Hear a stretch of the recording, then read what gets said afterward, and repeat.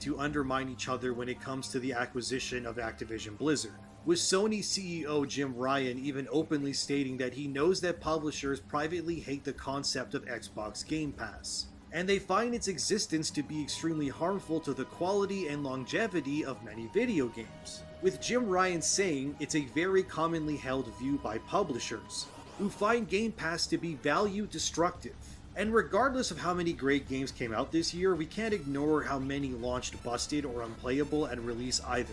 It seems while the quantity of games has never been higher, the quality keeps diminishing across the board with some exceptions. It's honestly pathetic that stating Armored Core 6 ran beautifully at launch and never crashed for me once during my entire playtime is not common but an anomaly when compared to other games this year. Then there's Diablo 4, which is a lost cause, mired in the corporate strangleholds of live service nonsense and predatory practices. And it does not fill me with confidence that Microsoft might acquire them either. With Xbox's head Phil Spencer saying stuff like game sales are as important to Xbox's Game Pass, and that Xbox cares about selling their games even though Game Pass eats into potential sales of those games. And it's a bizarre statement to have when earlier this year Microsoft openly admitted that the existence of Game Pass is absolutely destroying the sales profits of actual games on their platform, and that games that launch on Game Pass see a decline in sales for at least a full year after release. With analysts over at GameIndustry.biz even saying Phil Spencer's comments directly oppose what he said back in 2018.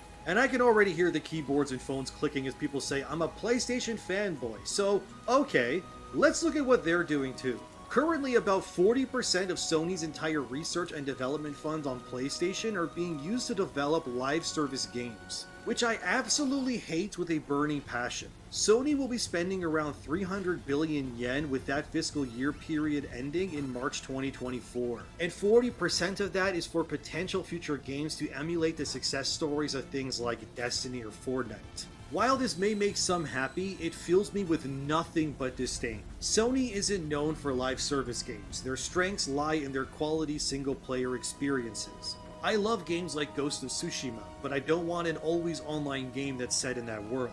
We have enough games already that are designed to waste your time with pointless fetch quests, grindy structures, and annoying concepts like multiple forms of currency. God, I hate it when games do that. One game I really enjoyed this year was Final Fantasy 16.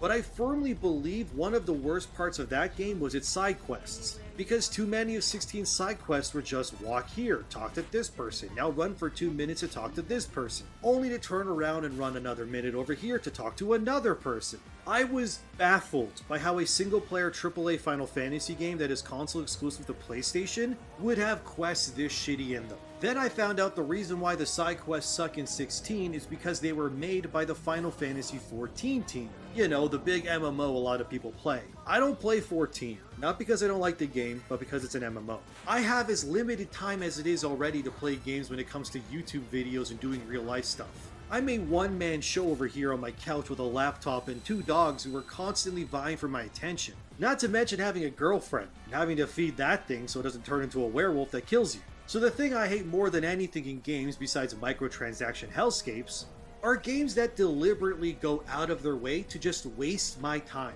And that's what 16 side quests are. They were designed by MMO developers to pad the game out, and it shows. 16 isn't alone in this either, since on the other side of the pond you got Starfield, which is a constant loading screen simulator where you can search empty planets of nothing. Neither of these games, which are both from the biggest companies in gaming, entice me with their game designs. And unfortunately, it seems like how do I put this? The MMOization of video games is quickly becoming the norm, and it's leading to too many games becoming bloated and overstaying their welcome.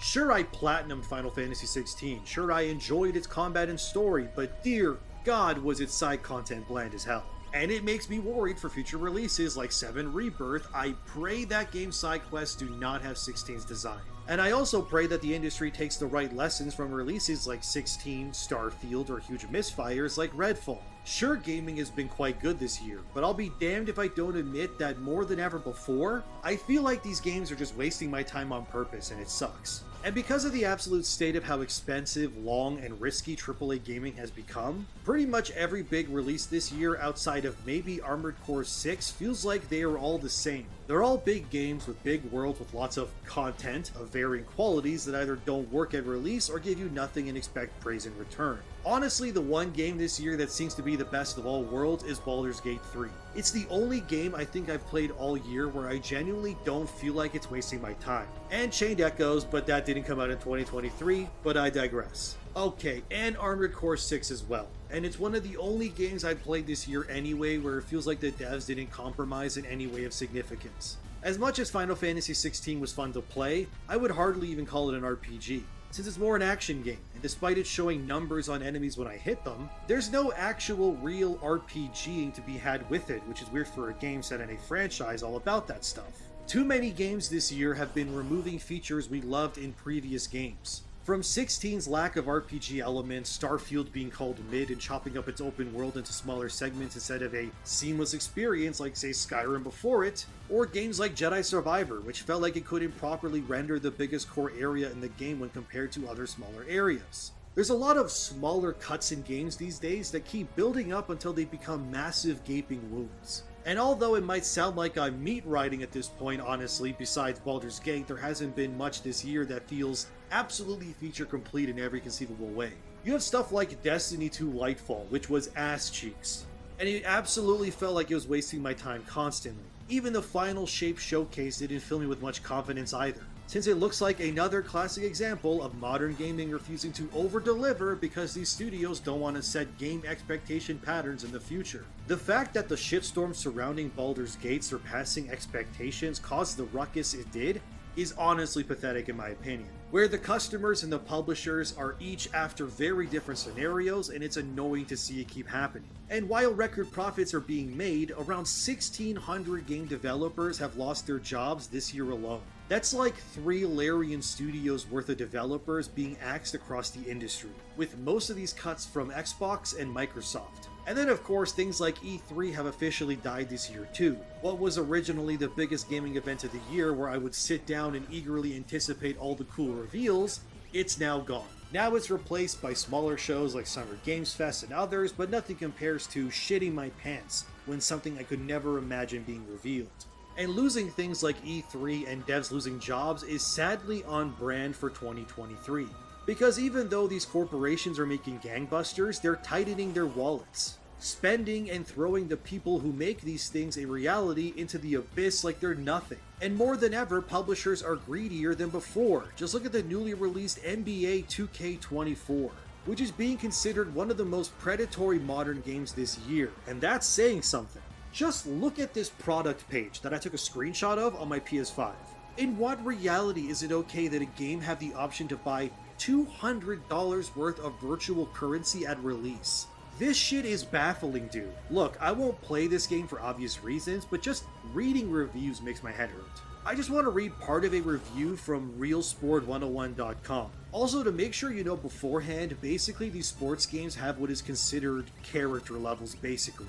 They're called OVR, or overall rating. Basically, the higher your OVR, the better your team is, I guess. Alright, and I quote, "For veteran 2K players, microtransactions are nothing new. It's been a couple of years since my career The City became pay to win. That's because there was no way to reach a 99 OVR without spending money in the game. In recent years, it became normal for players to spend a couple $100s on VC to evolve their character. This leads to players having an 85 OVR or higher rated character on day 1, while others only have a 60 OVR player. It's much easier to just spend $200 and evolve your card than having to play hundreds of games to reach your desired rating. But that not only takes the fun out of the game, it also creates a gigantic gap between free-to-play players and pay-to-win ones. Unfortunately, this trend continues, and if you want to be competitive in the Park or Pro-Am, you need to spend money. There are no two ways about it, either you spend money or have fun playing with your 75 OVR player versus 90 plus rated characters. Yes, my team was already paid to win in previous editions, but nothing like this. With the auction house now gone and the introduction of the player market, where every card has a specific price, the prices of players have skyrocketed. Instead of having to open packs, now players can simply head into the player market and acquire the card they want. A spectacular LeBron James card came out, no problem, simply buy $100 of microtransactions and purchase that card from the player market. Oh, and don't worry, because in less than 1 month, there will already be better cards out there. The Season Pass also became a new way for 2K to make money. Players now have 2 premium passes they can buy, which offer many more rewards than the free pass. Furthermore, players can also pay to skip levels on the Season Pass. For a modest amount of $53, players can reach level 40 of the Season 1 Battle Pass in less than 60 seconds, and without having played a single My Team game, end quote. Jesus Christ, I don't think I need to read anymore to convince you that all of this is garbage, and the game on Steam is currently one of the lowest rated on the entire platform. The version of 2K24 is also not next gen on PC apparently, and it also lacks improvements compared to previous releases and has limited crossplay options. It's currently sitting at the second worst reviewed game on Steam, with Overwatch 2 still claiming the top spot. However, even though the game as of the making of this video has been out for only 5 days, in its first 3 days on Steam, over 100,000 people bought the game anyway, with that number likely much higher on platforms like PlayStation, which is where games like this thrive, unfortunately. Don't ask questions. And you know what's funny? During this entire segment about NBA 2K24, I've been using footage of NBA 2K23 as well, and you likely couldn't even tell the difference, and that's why this shit is so ass, because this is what makes money, and they're barely even trying anymore. And it's yet another major release designed to absolutely waste your time and money and treat you like a cash cow instead of a human being. So while we have some great releases that actually value your time and money coming out this year, the greediness of these corporations are hitting an all-time high as well. Sure, over 1,600 developers lost their jobs, and games are wasting our time and money like never before. But even though this year has evidently been one of the best years in gaming release-wise, it saddens me to see these things still being prevalent. And the subscription servicing and nickel and diming doesn't end there, folks. It's now time to talk about this next major misfire now. The Unity engine is used primarily by indie game developers when making their games. But now the company behind this engine has decided they're gonna start taxing game dev studios every time a game using their engine gets sold. This charging won't start till a game has made over $200,000 in revenue. But once it does, Unity will charge studios and devs as high as 20 cents a download afterwards directly from the developers' wallets. Gary Newman, who made Gary's Mod, which uses Unity, had some things to say. Unity can just start charging us a tax per install. They can do this unilaterally. They can charge whatever they want. We have to trust their tracking. And Unity's president, Mark Whitten, said the reason they're doing this is, we want to make more money so that we can continue to invest in the engine. Yeah, of course, it's totally not that Unity shareholders realize they can enact this law, and now retroactively earn almost 20 cents per download on literally thousands of games that use their engines right now. The Guardian's article also brings up some good questions due to this logistical nightmare, like, several developers have pointed out logistical problems with the charge. Will developers be charged each time a player reinstalls the game on a new piece of hardware? And how will this affect developers whose games end up on a subscription service such as Xbox Game Pass or charity games collections such as Humble Bundle? And one consultant said, if you're a Unity developing studio, good luck if you ever piss off your user base. Instead of tanking your Metacritic with a mass review campaign, they can now straight up tank you financially by organizing a mass install campaign. Oh my god, I never even thought about this. Wait, what? Oh my god, there's a potential scenario. Oh wow, okay. So there's a scenario here. Let's say if a developer pisses off their player base with literally anything. Say they nerf a build or the game doesn't run well, whatever. The people who bought the game could in theory delete the game, re-download it, then delete it again, only to download it again. And as many times as this happens, let's say an entire pissed off community does this, Unity would then charge this hypothetical studio every time it's downloaded or re-downloaded. One game dev openly said, albeit jokingly, hopefully, that people should not install their game. And they also said to not download the demo for their game either, since technically a demo being downloaded is still downloading the game. Do you understand how much potential money could be lost if, say, thousands of people try to download a demo to try a game made in Unity? You're probably going to see Unity-made games delist their demos outright, which is anti-consumer to you, sure, since now you can't try it before you buy it, but can we even blame the devs for this? Not really. Wait a second, what games are made in Unity? Hollow Knight is? So they can retroactively charge Team Cherry for every download of the game across every platform now? Holy crap. Pokemon Go and Call of Duty Mobile both use Unity too, and they're free to play on phones. Holy crap. They just found a new predatory low to feed off of others now. This is really bad. Dude, this could kill a studio and any potential new ones. Are we really letting this happen? What if Epic Games does this with the Unreal Engine, then what? They own Fortnite, and many games you likely play use Unreal too. So every time someone downloads Fortnite, PlayStation has to pay Epic, and so on and so on? This is such a slippery slope. If this story alone doesn't tell you where the future we're moving towards is bad, I don't know what else will. This is insane. We're seeing the industry go from pushing fun games to becoming a microtransaction subscription hellscape in real time. Now not only will games nickel and dime you at every conceivable opportunity, but if this Unity thing goes through, you bet your butt cheeks any game made with Unity will now cost way more money up front.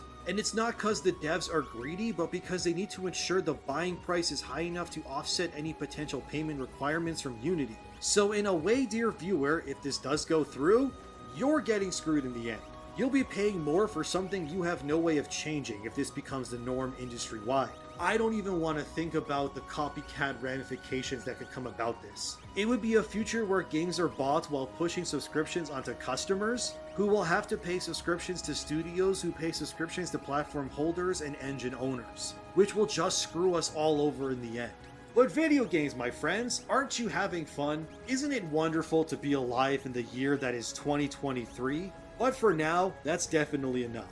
As you can see, while we are having a record-breaking year of profits and releases, the grime underneath is building and mutating into new forms of god-awfulness before our very eyes. Please don't let these things become the norm, but as of now, this is the absolute state of gaming today. So let me know what you think in the comments below, like the video to help the channel out, and subscribe for more in the future. Have a great day, hopefully you could enjoy some gaming, and I will see you in the next one.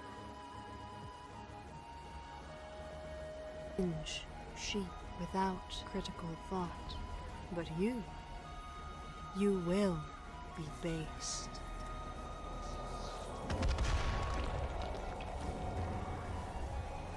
Think, solve, develop, adapt. Call GameStop. Thank you for calling GameStop, Hillcrest Mall, Holy speaking. Hey, do you guys still do game tips there? What do you mean game tips? Like if someone's like having a hard time in a game, you can like give them like a tip and... No, that's something you can Google or YouTube. Okay. What game are you having trouble with? I'm playing Dark Souls 3 right now. I'm one of the Abyss Watchers. Yeah, I would YouTube that, to be honest with you. Is it normally pretty Yeah, hard? Yeah, Dark Souls is one of the hardest games that they make. So wow. I would go on YouTube and just YouTube a walkthrough for that portion of the game. Yeah, that's something you'd probably have to look up online, like on a YouTube video or something. Well, I mean, if you look up a walkthrough, depending on what difficulty you're playing also, that might help.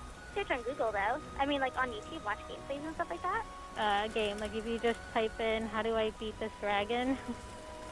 Yeah, he's not exactly up to snuff either. Odds are you've been playing video games like a dog your whole life. You've been following guides and not thinking for yourself, not having as much fun as you could be, and we're going to tell you why.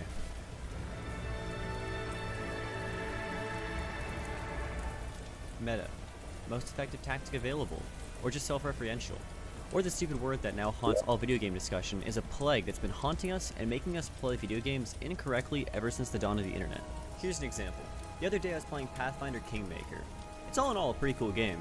I got past the bit where you create your kingdom and you go start dealing with all the trolls, and I was really enjoying the role-playing element of it. I was using a lot of the base characters like the Tower Shield Girl, the Elf Reaper, the Barbarian, and I was just kind of winging it, building them how I thought made sense. That was until the game suddenly got a little harder, and rather than just adjust the strategy, I ended up looking up what other people were doing for their parry comps, and holy fuck, the eldritch machinations I found promptly ruined the game for me. The Tower Shield Fighter should actually be a bard, and the Barbarian was a ranger the whole time.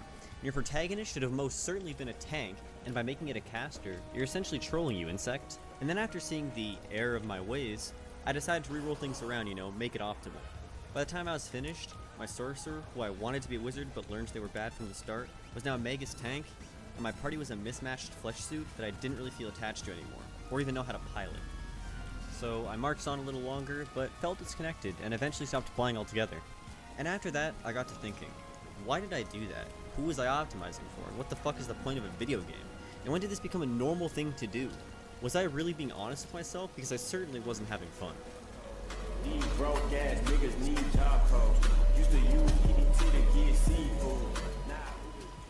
So back when Grin was in film school, we used to talk a lot about the movies they had to watch, review and write papers for and whatnot. One time we got to thinking about a high school teacher we had who was super into movies. He always said he watched movies twice. The first time, he went in blind and just enjoyed it. And the second time he'd watch it and take notes, pausing, rewinding, etc. This was so that he had a good feel for it the first time and then dissect it in the second. Grin used to do that for their assignments too, and when you compare it to a video game like this, what exactly is an authentic experience in this context? If you hear stories about a game from a friend, was your experience honest? If you've seen a playthrough and had the ending spoiled or had any sort of outside knowledge, are you doing it properly? What if the game takes you 2 weeks to beat, or 24 hours? What if you follow a walkthrough the whole time? Did you really play the game, or did you just participate? To get into something like this, we really have to talk about the death of the author, and the birth of the reader, or in our case, player. So a while back, there's this French guy named Roland Barthes. He wrote an essay titled The Death of the Author. It's from the 60s, and Grin and I read it, but it's a bit of a dense read. You can Google it if you want, but I wouldn't really recommend it. Since we're a much more modern and base species, I'll give you the paragraph from TV Tropes. An author's intention should hold no special weight in determining... The TLDR from that is, games are meant to be played, not made. So how the creator intends something to happen really shouldn't mean shit. It's funny to think about too, because when we read The Death of the Author, we were talking about how dense it was, and Grin commented that one paragraph was a little more digestible than the others. And when I read it, I agreed, but promptly realized it might have just been as dense as the other ones, and he made me see it that way. The motherfucker robbed me of my authentic experience reading an essay about authenticity. Anyways, the point of this statement is to consider that whatever a developer intends in no real way matters compared to how a player plays the game. Look at Ian Hazuko's intention of Mythic Plus. Oh no! We need to fight this next pack. I've got a trinket in my backpack, but to use it would be a sin. Cheat! No one would have fun this way, so instead, alas, I'll use my relevant dogshit trinket that will only be useful on the next boss. And then Bobby Kotick. Oh no!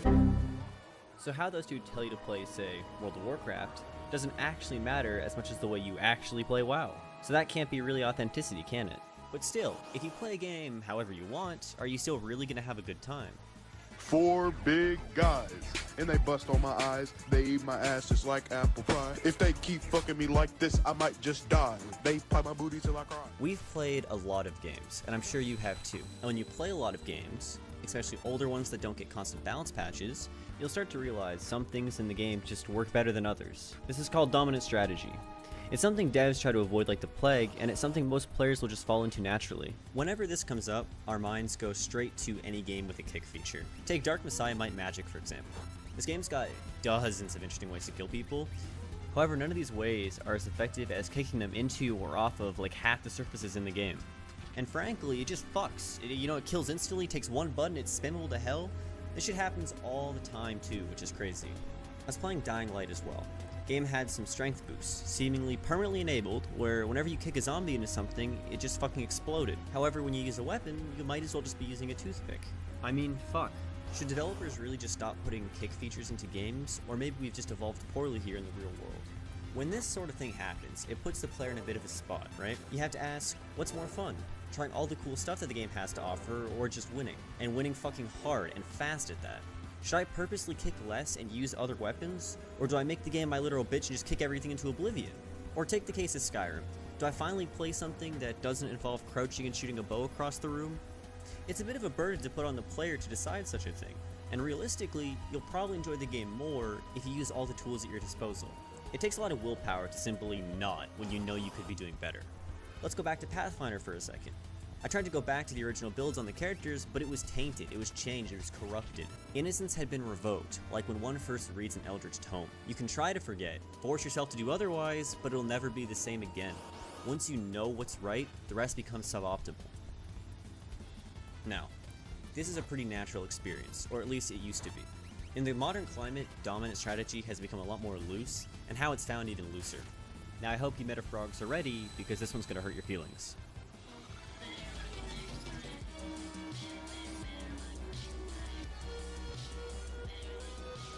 these days, dominant strategy doesn't just happen.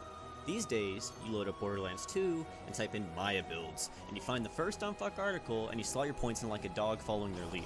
That's the dominant strategy, right? Why play suboptimal when you can play optimal? But the question you really gotta ask yourself is, who are you doing this for? Like really, it's a single player co-op RPG. You really don't gotta be gunning your best to kill the bullymongs in the first zone, do you? What's the point of that whole skill tree when there's just a red line drawn through and the rest are blurred out? You miss out on some skills that you might have actually enjoyed, just because some schmuck told you to take the other one.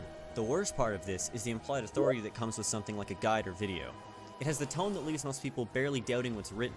This goes the same way for stats in competitive games. Some people literally masturbate and bust fucking loads to win rates in a game like League, but state a stat with no context. It's relatively meaningless. Look at Grin here. He's got 100% win rate on Lux. Surely he must be the best Lux player in the world. Mwah, creme de la creme, right? It annoys the fuck out of us. And I kick myself whenever I catch myself doing it, primarily in RPGs. The worst part is it's become so ingrained in modern culture that some things literally just don't work like they used to. Classic WoW is a wonderful example for this. That game inspired fucking generations, right? The discovery and the community around it were legendary, and its experience is never one we're gonna get back, sadly. The internet has aged. The answer to your questions is no longer subjective or as arcane as it once was. Solutions are bountiful and no strategy or idea is original. It's now a commodity, usually on some site littered with ads grabbing your highly searchable terms for an extra buck. The worst part is Classic WoW has been out for 15 years, so you can kind of expect it, but some games literally launch solved, and it's honestly kind of sad to look at.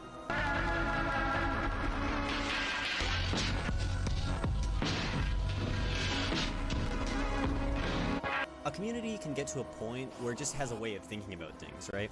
This is most commonly referred to as meta, the way something ought to be done, and what ought to be avoided. Do not play this champion because it's cringe. Do not play this character because it's broken, or that faction because it's cheese. This is the best way to do X.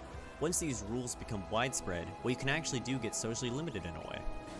Well, I'm telling you, dude, the fucking strategy's there. Just fucking pick fucking Blitzcrank, pick a support, and just exist. It's fucking freeload, dude. You get no hero from this! You simply make us angry! Now, being part of a community and discovering this is actually super fun. Just get a couple of your friends, find a game that none of you have ever played before, and do no research and just watch the meta develop between you. For Grin, and even myself in some cases, early access is a fucking curse. And it's never been more apparent than with Baldur's Gate 3 for us. We've waited for this game for what feels like an eternity, and we've agreed together that we'd wait to play it until it's fully released. This is because we've played Divinity 2 to death, and we kinda hate Act 1 now as a result. And we don't want that to happen with Baldur's Gate 3 before it even fully comes out. However, obviously, despite that, the game's out. People are playing it and solving it. The meta and culture and the way this game is played has already started developing. I bet money you can look up builds for Baldur's Gate 3 and find them on a site like Fextra Life. I know we're probably going to love the game, but frankly, things like this are pretty disheartening. We want to be a part of that experience, but not like this. Now obviously, at the end of the day, we are just two dudes, but we do find this development of the gaming industry to be pretty unfortunate. The same thing happened in Hearthstone, when streamers used to literally get to play with cards before anyone else on stream. Sure, it built hype around the game, but at the same time it robbed players of being able to do that for themselves. It's the same reason coming to a game that all your friends play late can be such a pain in the ass. Over in the Goon community, we've got a friend joining League like 8 years behind. And it's become obvious it's not as easy for them to enjoy the game as it was for us back then. The magic is kinda gone. I don't care, bro. I don't care. Grin had this exact problem when he joined a friend and I for Monster Hunter. We originally played it on PS4, and when the PC release came out, we wanted to play it with Grin. But again, as I'm sure you could guess, that magic was gone. It's a tale that's old as time, and realistically, might not even be something that is fixable. Of the moon and star, come to me through fire and war. Let's do a fun exercise here. Go pick your favorite RPG and go look up a build. Now check the credentials of the author and ask yourself, what does this guy know that I don't? You wanna know who writes most of these guides? People like this. These three kids can debate the best mage build in Skyrim all they like, but they're not really an expert. And even in the case of WoW or League, where there's content written by elites or professionals, you gotta ask yourself, what are they actually trying to do? The answer usually isn't to help you play the game better, so much as to grab some of that sweet attention and put it onto something they do. The entirety of a site like MobileFire and Fextra Life is essentially dedicated to this. It's no secret that live streaming is super fucking profitable. Even more so when you can grab a good couple hundred viewers off an embed, while simultaneously milking them for ads and building their brand in your eyes. The point is, you probably think they're an authority when they're really not. And a lot of the games you're out getting guides for, you can probably get the same result with just a little bit more thought on your end. And I'm willing to bet you'd have a lot more fun doing so as well. Games are at a really weird place these days, where some people spend more time researching and thinking about it than they do actually playing it. We notice this the most when a friend of ours who mostly plays 4X games that unironically require an hour-long guide just to get started most of the time, came to League. Their approach was very research-based, and it created a really odd dichotomy, where they know more than they ought to while still failing at basic mechanics sometimes. So really, there's a question to be asked if this is even the best way to learn or be good at something. Now this is a whole other can of worms that we're probably going to get into another time.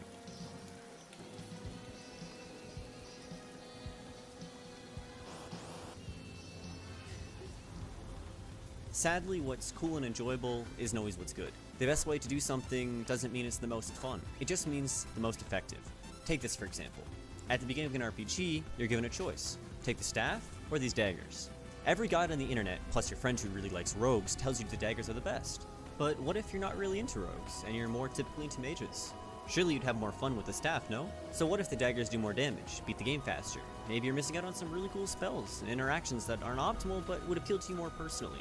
This is really fucking prevalent across all games. Take Grin and League for example. They're super into witches and they one-trick Morgana these days. They literally enjoy themselves more if they get hard stomped as Morgana than they would have if they played a meta character, for a potentially easy win. So when it comes to choosing a main character in, let's say, a fighting game, what should you choose based on? Looks, story, or mechanics? For someone like Grin, the answer is simple. But we've met people, and myself sometimes, will just value output and win more. We've got a friend who will look up a guide for everything they do, even in a game like Magic when we're just playing in a small group of 4. They want to be playing the best possible deck at all times. And if we wanted to make all our own decks without net decking, that'd feel bad for them personally. Worst time this has ever happened in our experience was with Covenants in World of Warcraft. Grin played Fire Mage and really liked Venthyr, but it was just way better to play with Night Fae. Like, it wasn't even fucking close. So rather than just go with the cosmetics, lore, and story they preferred, they went with the one that was simply better. So what's the conclusion here? Do you always think for yourself? Are some people objectively fucking wrong and getting dunked on in this video? God, I wish. But sadly not.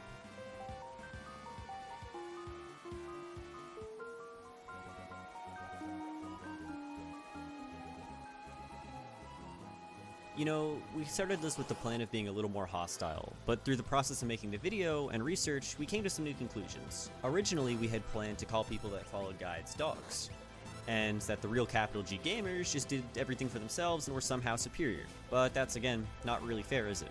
So even though we've made it clear that we believe there's a lot of value to be gained from doing it the latter way, you've also still got to respect the former. A few years back, we used to really fucking hate some movies, particularly ones that came from mega corporations like Disney. The movies didn't feel very inspired, and didn't have a lot going on, you know? The classic thing of Michael Bay CGI and whatnot. Point is, we got over it, and realized there's some real value to other kinds of movies and media in general. Not every movie has to be 2001: A Space Odyssey in terms of digest. Sometimes you just want to sit down, turn your brain off, and you know, fair enough. Though, there's still a lot of merit to being analytical about how you play games, or why you play them, and if you're really having as much fun as you could be. This sort of critical thought can only enhance your experience and make it more authentic. Nah, I'm just fucking with you. The only authentic way to play a game, really, is to play it however you want to. But like, no, really. Unironically, just play the game. Well, this video's a scam. So what about you? You big brain, highbrow intellectual, no guide Andy? Or are you a dog brain follower? The entire, it tells me here to read the entire poem of So Why Dogs Aren't Really Smiling. Anyways, what we're saying is we guess there's no real right way to understand how you're meant to play a game. Or even a perfect way to play it. I guess really, we're supposed to tell you the right way to play it. Or even how to get into theory crafting and doing it for yourself. But really, there isn't, and there never will be. Probably should never be. Anyone who tells you otherwise, or tells you how a game should or shouldn't be played, is usually someone that wants it to be solved, so they don't have to think so hard to make things make sense. However, if you just play games, you'll stumble to some cool moments. Sure, you might miss some things, you might not get the absolute most out of the game, but as long as you're having fun, that's all that matters. And hey, maybe you'll think about it a lot more and learn something about yourself and how you consume your media. Or maybe you'll just crush a pizza and go int on a Nerva a few more times with your best in slot guild and still be middle of the pack DPS and be content with that. Or maybe you won't. But hey, that's just a theory. A game theory! My god, Grin, that was so cringe, I'm gonna fucking kill myself.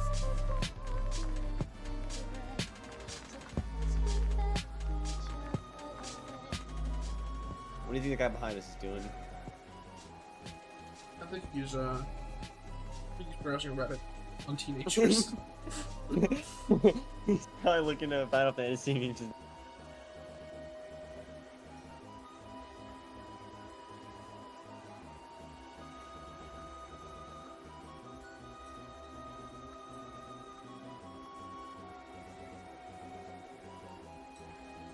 Am I your friend? Am I a foe? Wake the up, samurai. We have a city to burn. Why can't AAA studios finish their games? Almost everything you see nowadays is buggy and unplayable. Yeah, with the depth of field option, things look much better. What is that? Lacking entire game modes promised by developers. PvE as we knew it has been cancelled. Or missing basic features like a scoreboard. EA considers scoreboards and voice chat legacy features. It's like these AAA companies are competing to make the worst game, doing whatever possible to piss off their players. Just was wondering, is this an out-of-season April Fool's joke? But believe it or not, it's not the intention of the development teams to release unfinished games. They want to make great experiences like Baldur's Gate 3 or Tears of the Kingdom.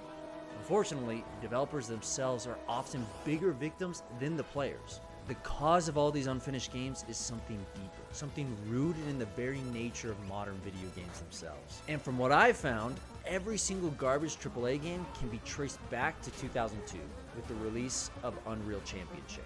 You guys remember this game? Because I didn't. I remember playing Unreal Tournament, but I had no idea there was an Xbox version. But this game is important because when it came out, there were a few bugs. You can leave the map, the rifle had issues, and the teams needed some balancing. But the game was out. There was no fixing to be done. This was 2002. At the time, bugs are just a part of the game experience, like wave dashing in Melee or the infinite staircase glitch in Super Mario 64. The game was to be played as is, bugs and all, or so we thought. For the first time in history, a console game received an update. Epic Games patched Unreal Championship using the internet. Riding on the internet. Even though this update doesn't feel like a big deal, it was the first domino in the path of thousands. Each year, internet updates just got bigger and better. Console stores were introduced, and you can now buy fully digital games. All of a sudden, hardware games were becoming a relic of the past, treated more like a game key than an actual game, with most having 80 gig updates the moment you popped it in your console. Oh my goodness! In the matter of 10 years, we went from self-hosted games sold on cartridges and CDs Is a deadly don't. to purchasing a large majority of our games through a digital store.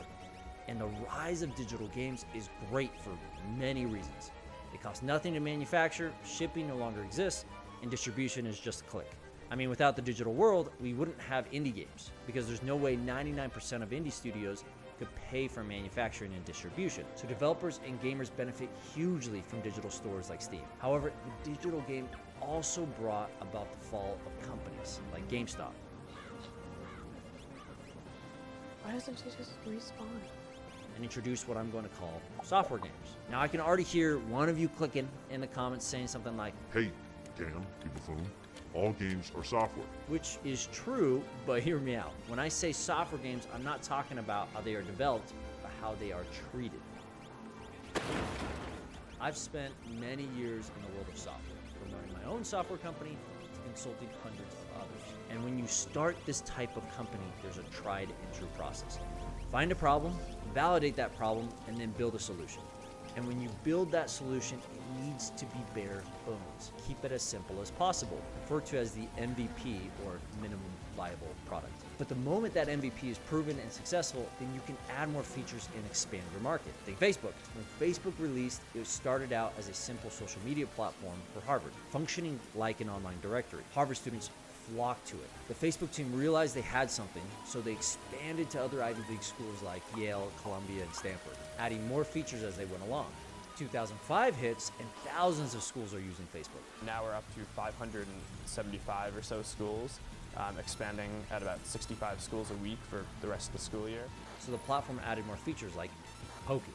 Grandma said she poked you and you haven't sent a poke back. Dad, I didn't even want to do Dan, poke your grandma.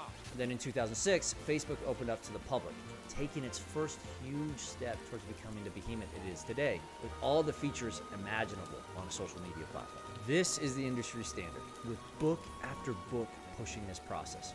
Get your software to market as quickly as possible, get feedback from customers to iterate and fix bugs, then repeat.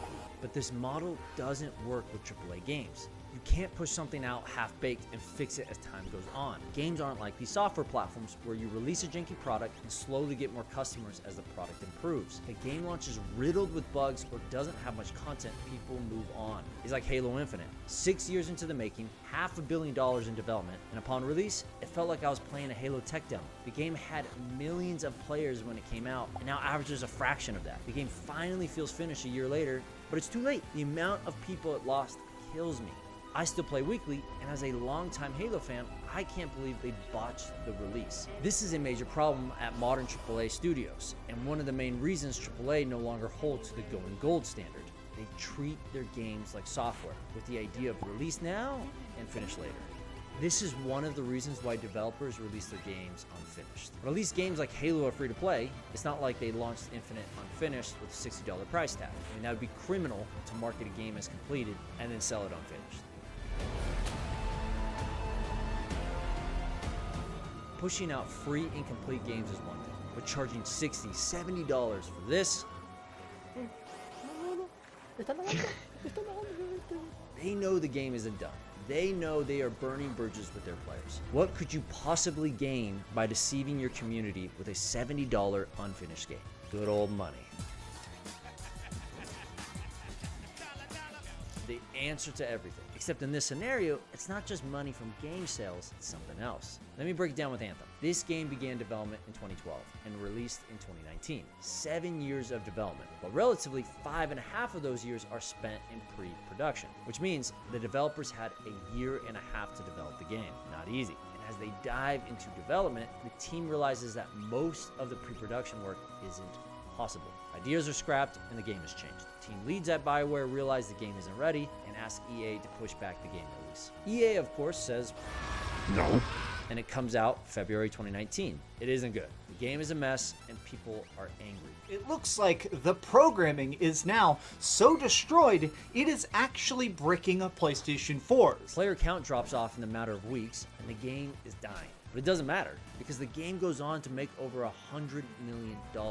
EA got exactly what they wanted. This is another reason why companies release unfinished games. Too much time was spent making Anthem, so EA wanted to move resources to other projects and make back their money. Who cares about the game? It's not like it's art. Just release the game and move on, BioWare. No. Do it. Make your money, whore. EA determined that any additional time spent fixing Anthem just wasn't worth the cost. So they cut development, marketed the crap out of it, and recouped their investment. Why spend more time and money on a game like Anthem that only makes $100 million when you could focus instead on developing FIFA Ultimate Packs and make over $1 billion? And this isn't even the worst part. EA and BioWare's approach to Anthem didn't just hurt gamers, but hurt the developers too. Many employees working on Anthem reported having mental breakdowns from working long days and late nights, subjugated to the almighty crunch. By himself? I was supposed to take the whole team 4 days. It's amazing. For those that don't know what crunch is, it's when a company mandates its game be completed by a deadline, no matter what. So developer work weeks go from 40 hours to 80 hours. Weekends are treated like normal work days, and families are just pushed to the side. Crunch exists in many industries, but because of heavy development cycles and specific release windows, lots of money can be lost in the video game industry if targets aren't hit. Infinite, for example, was pushed back, but Microsoft still had to fulfill their marketing contracts, so we ended up with all sorts of Halo promotions, even though the game wouldn't release for another year.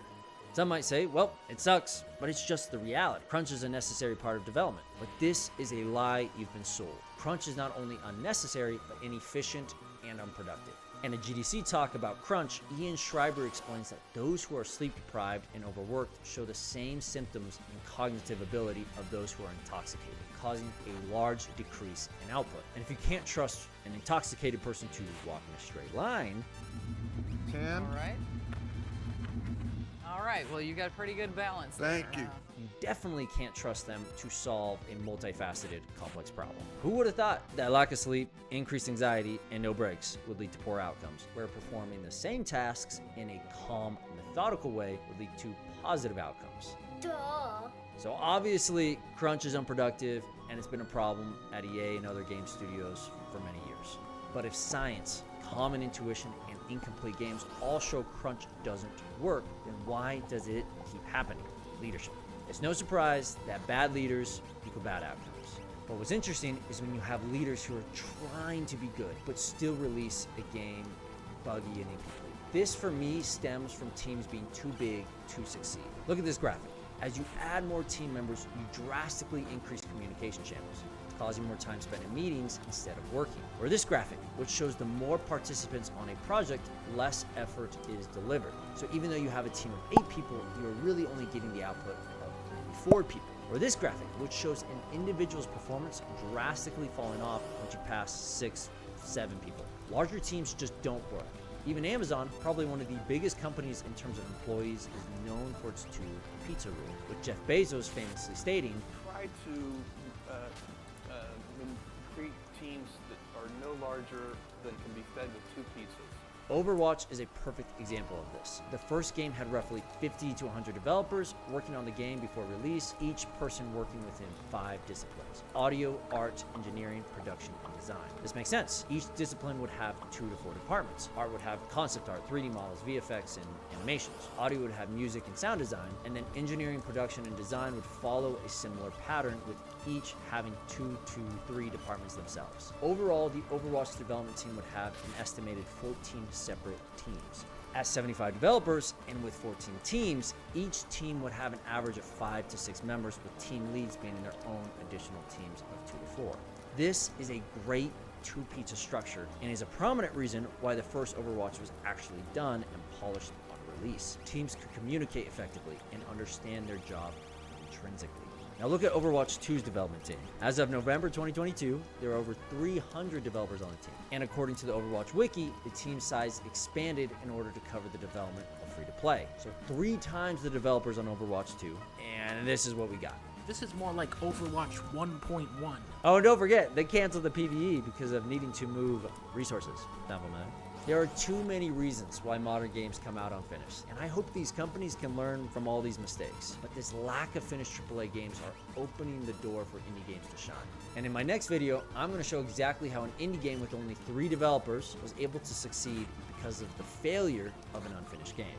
So subscribe if you want to see that video, or check out our video on how bad games trick you into buying them. Alright everyone, we have our indie game spotlight to finish up. This week, our Discord server chose Astroneer.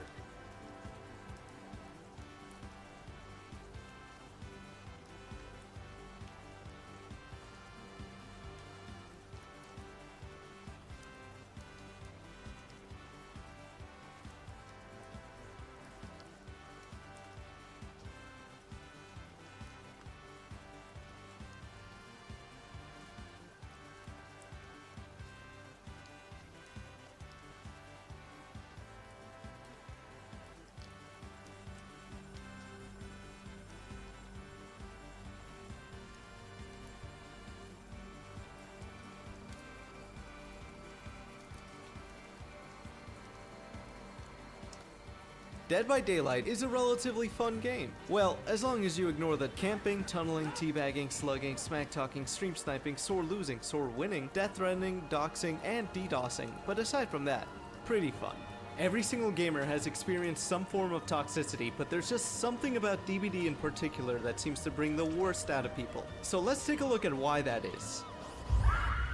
At its core, Dead by Daylight is an asymmetrical game. There's one player taking the role of killer facing off against 4 survivor players. The killer's goal is to hook and kill, and the survivor's goal is to, survive, specifically by repairing generators to power up the exit gate. The number one thing that separates Dead by Daylight from other online games is without a doubt, tribalism.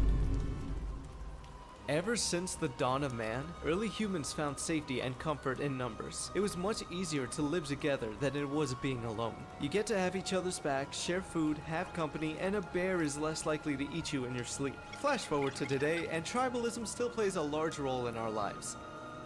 A big example of this is sports, where there's 2 sides of a game. If you guys know anything about sports, then you know it could get pretty intense. The reason for that type of hostility is a line of thinking called us versus them, Dodgers versus Giants, progressives versus conservatives, pineapple on pizza enjoyers versus normal people, killers versus survivors. Players that only play one side take their side to heart and as a part of their identity. An attack on one of them is an attack on all of them, and they will defend their side as if their life depended on it. Don't believe me? Just take a look at my TikTok comments. I feel like I have to put on a hazmat suit every time I do that, but why is it like this? Why do people spend hours arguing with complete strangers online over a game that has a spin-off for horny players? The thing here is that villains aren't often born, they're created. Someone could come into the game and try to be nice and try to have fun, and then they get absolutely steamrolled and BM'd over and over and over again until they just snap and stop being nice. I'm not gonna lie, I'm also guilty of this. I'll go into a tough match and get absolutely outplayed and mocked in endgame chat to the point that I decide I'm gonna go absolutely sicko mode in this next game and completely obliterate these innocent survivors that have never done anything wrong to me. It becomes a real issue though when players take that animosity towards the other side and they surround themselves with that same animosity. A hate bubble, if you will. That's why that type of content works. These survivors love watching killers get frustrated and bullied until they disconnect. Likewise, those killers love seeing bully squads get camped and abused. It's like a fantasy to them. The problem here isn't really the videos though, it's just how seriously the players take the game, or rather, how seriously they take their side of the game. This is why good survivors often use that division to their advantage. I've come across a lot of these myself. After getting stunned by the best player on their team, they'll teabag and click at me like crazy, but they're not really doing it to be toxic or to rub it in my face. In that specific situation, they're doing it to try to antagonize me so that I chase after them. If I do, and they're as good of a survivor as they think they are, then they'll have me right where they want me, distracted. Distracted enough for their team to hurry up and make progress on gens. That's when I take a page out of my dad's playbook and simply walk away. Speaking of books, let's get some clarification on what is and isn't toxic by taking a quick look at the game's rulebook. That's right, there's not one set of actions that everyone agrees is toxic. It changes depending on who you ask. Dude, what, you hit me before I had a chance to heal up? Yeah, I know you chased and hooked someone else after I got unhooked, but I'm not fully healed yet. Oh my god, why are you guys body blocking to try to save your teammate that's on their final hook? Ugh. What the heck? I got lucky and hit the 4% chance of unhooking myself and you didn't let me leave? Report it. Oh, come on, why do you have to keep blinding me? These are rules that people get legitimately upset over, and there's many more. But the thing is, a killer isn't going to get punished in-game for not letting a survivor leave through the hatch. Survivors aren't going to get points taken away for being altruistic. Something that could amplify sour feelings after a match is the fact that you either rank up or down in each game. There's no unranked quick play. For that reason, although there isn't a purely competitive mode, that competitiveness is still there. That also makes players take matches much more seriously. So when somebody doesn't play the way they think the game should be played, they get upset. The way you play is never going to appease everyone. For me personally, I'm a killer main, but I understand the pains of survivors. So I play in what I consider a tough but fair way, because it's how I prefer to play when I'm survivor. Basically, treat others how you want to be treated. That's good advice for life in general. Unless of course you're a masochist, which, if you play this game, you just might be. Additionally, we also have to consider the big Canadian elephant in the room here. It's always super easy to blame the developers over something you don't like because, well, they made the game. When people get upset that their opponent is using a really strong element of the game, that's not on the player. They're just using something that was given to them.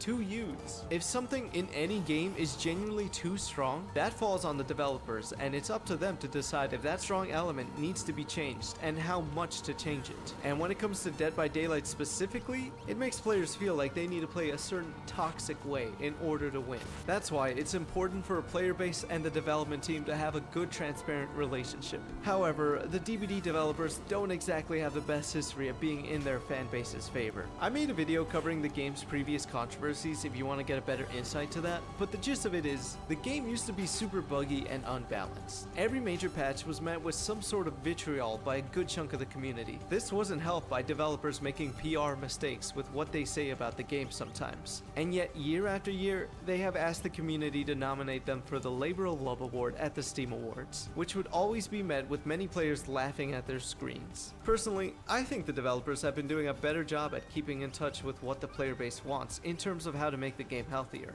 at least considering how it was before. But all of those mistakes from the past still linger on and make it all the more easier to criticize them. They don't know what they're doing. They don't even play their own game probably. They must hate working there so much that they're self-sabotaging. As someone who used to be in the game development scene, I tend to give developers in general the benefit of the doubt. I don't envy them at all. Especially the ones running live service games with big communities. Perfect game balance, especially in Dead by Daylight's case, will always seem to elude them. Add on top of that the pressure of every single player of meeting their expectations. Don't get me wrong here, the devs aren't perfect and they of course mess up. We should still keep them accountable for unhealthy changes and strive to make the game better. Although, no matter what happens, there's no reality where everyone is satisfied. There will always be people upset over any change and the division grows further. I've seen so many "this game is survivor-sided" and "this game is killer-sided" comments literally right next to each other. Something that every single player needs to realize is that this game will never be balanced. There are so many different combinations that can end up in a single match. As of this recording, there are 32 killers, 702 add-on modifiers, 234 perk powers, 41 maps, and already I give up on trying to calculate all the different possibilities that could go into a match because I'm not a math magician, okay?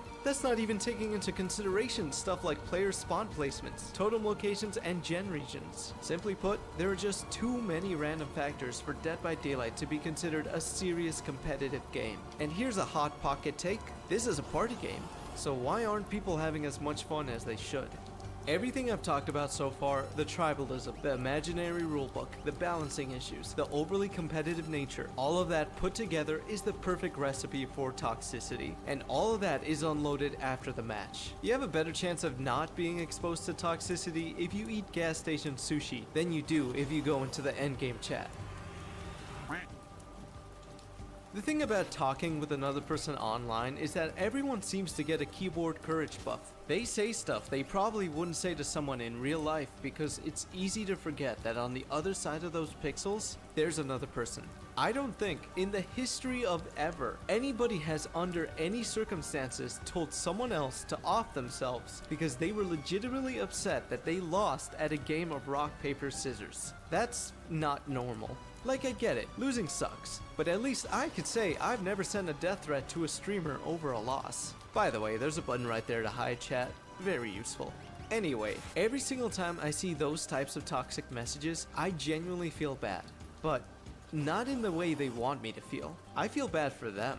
I really do, because I think that everyone is capable of more than that. I luckily have pretty thick skin, but I know that others don't. I've seen the clips. I've heard about times someone like that attacks a player that's just trying to have fun and it ruins their whole day. It's really sad because what I see there is someone lashing out. They have other stuff going on in their lives and it's easier to lash out over something as inconsequential as this game than it is to deal with the problems that they're having. Let alone than it is for them to admit that they didn't play well. They don't improve themselves because it's not their fault. The other side cheated somehow. That's why some players play a certain way, such as when killers say they tunnel and camp because they need to, because that's the only way they can win. I don't tunnel or camp, and yet I do pretty well for myself. Does that mean I'm the top 1% of the 1% then? What is going on over there? That sort of toxicity doesn't stop when they win either. Sore winners are a thing too. They teabag like their life depends on it at the exit gate, and they hit you on the hook like you owe them money. Then they go into chat and type easy, even though it's their first win in a 3-hour play session. Then there's the truly toxic type of gaming, where the goal is no longer to just win the game. You got players sandbagging their teammates and snitching to the killer on where they're hiding. Before this was fixed, Pinhead players were able to hold the entire game hostage by standing on top of his box, preventing survivors from solving it and thus triggering a chain hunt. Pig used to also be able to stand in front of key cages to prevent survivors from escaping their head trap. A very common toxic playstyle is slugging. If you don't know what slugging is, it's when a player and then they all over the... Oh, sorry, I was reading the wrong definition. I was on Urban Dictionary. Slugging is when the killer knocks down survivors and leaves them to bleed out instead of hooking them, which takes 4 minutes per survivor. Toxic players are more tempted to do this, along with tunneling and face camping, when they see TTV in someone's name. They have a bigger audience for their trolling now, and they take that as their time to shine. I've had people try to do this to me too, but unfortunately for them, I'm built different, and I just switch what's on the screen to talk with chat. Oh my god. Then there are those whose goals are beyond our comprehension, where they want nothing more than for survivors to suffer. I remember seeing this comment somewhere about how this happened to someone and their team. The killer was a streamer, so the commenter went into their channel. They were the only viewer there. They go into the VOD to see what the streamer was saying during the match, and here's the thing that really stuck with me. The streamer didn't say a single word that entire match. They slugged everyone and, with an absolutely blank expression, just watched as the whole team bled out. That sort of mentality is not normal, and it is definitely not healthy. All of that in-game toxicity is so strong that it can't be contained to only inside the game. It manifests into pessimism. Take a look at any official DBD post, or rather, any DBD post at all. I can almost guarantee that there will be someone wanting to start some sort of argument with a charged comment, especially when the post relates to patch notes or upcoming changes. Trust me, as someone who covers that, I've seen a lot of these. And when it comes to new characters or perks, they're so easy to dismiss them all. They really do judge it harshly on first impressions. I remember a comment I saw under one of my videos for the Singularity gameplay reveal, where the commenter said that the new killer is overpowered and unfair, and this just proves how killer-sided the devs are. Out of curiosity, I took a look at their profile, and sure enough, right there in their bio, it says that they play on PlayStation. The reason that says a lot is because when there's new content, that stuff is available early to try out in the playtest build, which is essentially the game's beta version for the new changes. However, that's only available on PC. That means this person definitely did not come to that conclusion based on their own experience. They were just predisposed to thinking the update was going to be bad, because their way of thinking in relation to the game is that they'll still have a bad time, and now they're about to have an even worse time. For someone like that, that could be the last straw for them. They comment that that's it, they're done. The game is dying and they're leaving. Maybe it's for the best for them. However, I've also seen people who no longer play the game, but are still upset from when they left, that they'll actually come into my comments and argue back and forth with people on why the game sucks, why they suck for still playing, and that they should leave too. They don't want them to have the type of fun that they don't have anymore. Then there's people who just absolutely hate the game. They hate the devs, they hate the community, they hate the other side, they hate their teammates, and yet they still play it. They keep going back to it even though it agitates them so much. Every single factor I've talked about so far has caused them to be so unhappy whenever they play. It's quite literally almost an abusive relationship. Now, take everything that's been brought up and think for a second. If you saw your friends play Dead by Daylight and they asked you to play and you look up stuff about it and all of this is what you learn, would you still be interested in playing? That's without even mentioning the high barrier of entry for new players when it comes to just learning how to play, where you can put 50 hours into the game and still be just potential players and makes it harder for the game to grow. There's obviously a lot of ideas that the developers can implement to make this problem better, but that's really out of our control right now, so what can we do about this? When you're just not having a good time, even at your lowest low, you shouldn't actively try to bring others down to your level. Instead of typing out your frustrations in the chat, just leave. Remember that it's just a game. Games are meant to be fun. Once you start thinking of it as anything more than that, once you start taking it really seriously, that's a slippery slope to having your day ruined. That's happened to me too, don't worry. Get some water, get some food, do some stretches, look at cat videos, or maybe do the seemingly impossible and take a deep breath and just touch some grass. At the end of the day, it'll be okay, because I realize that it could be a lot worse. I could be playing League of Legends. Why does Fall...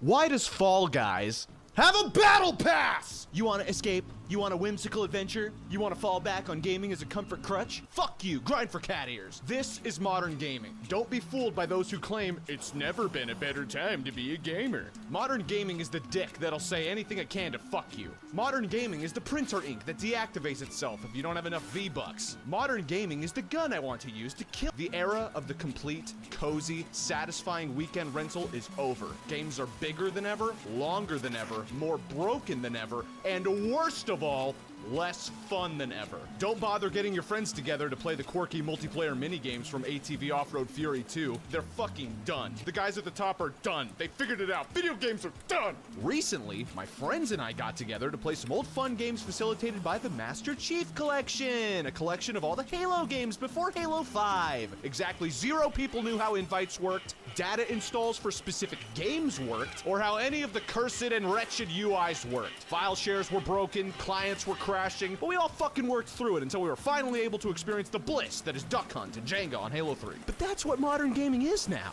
A morsel of fun, wrapped in the most cynical pudding of broken code and $500 million budgets to ever exist. All right, listen, this is gonna be an unorganized video, and we're going to jump from topic to topic. There's literally 0 way to organize my disdain and cynicism for this industry that currently stands, so let's just pretend that this is a list video. What's the list video called? Top 18 reasons modern gaming has made my dick stop working. Number 1.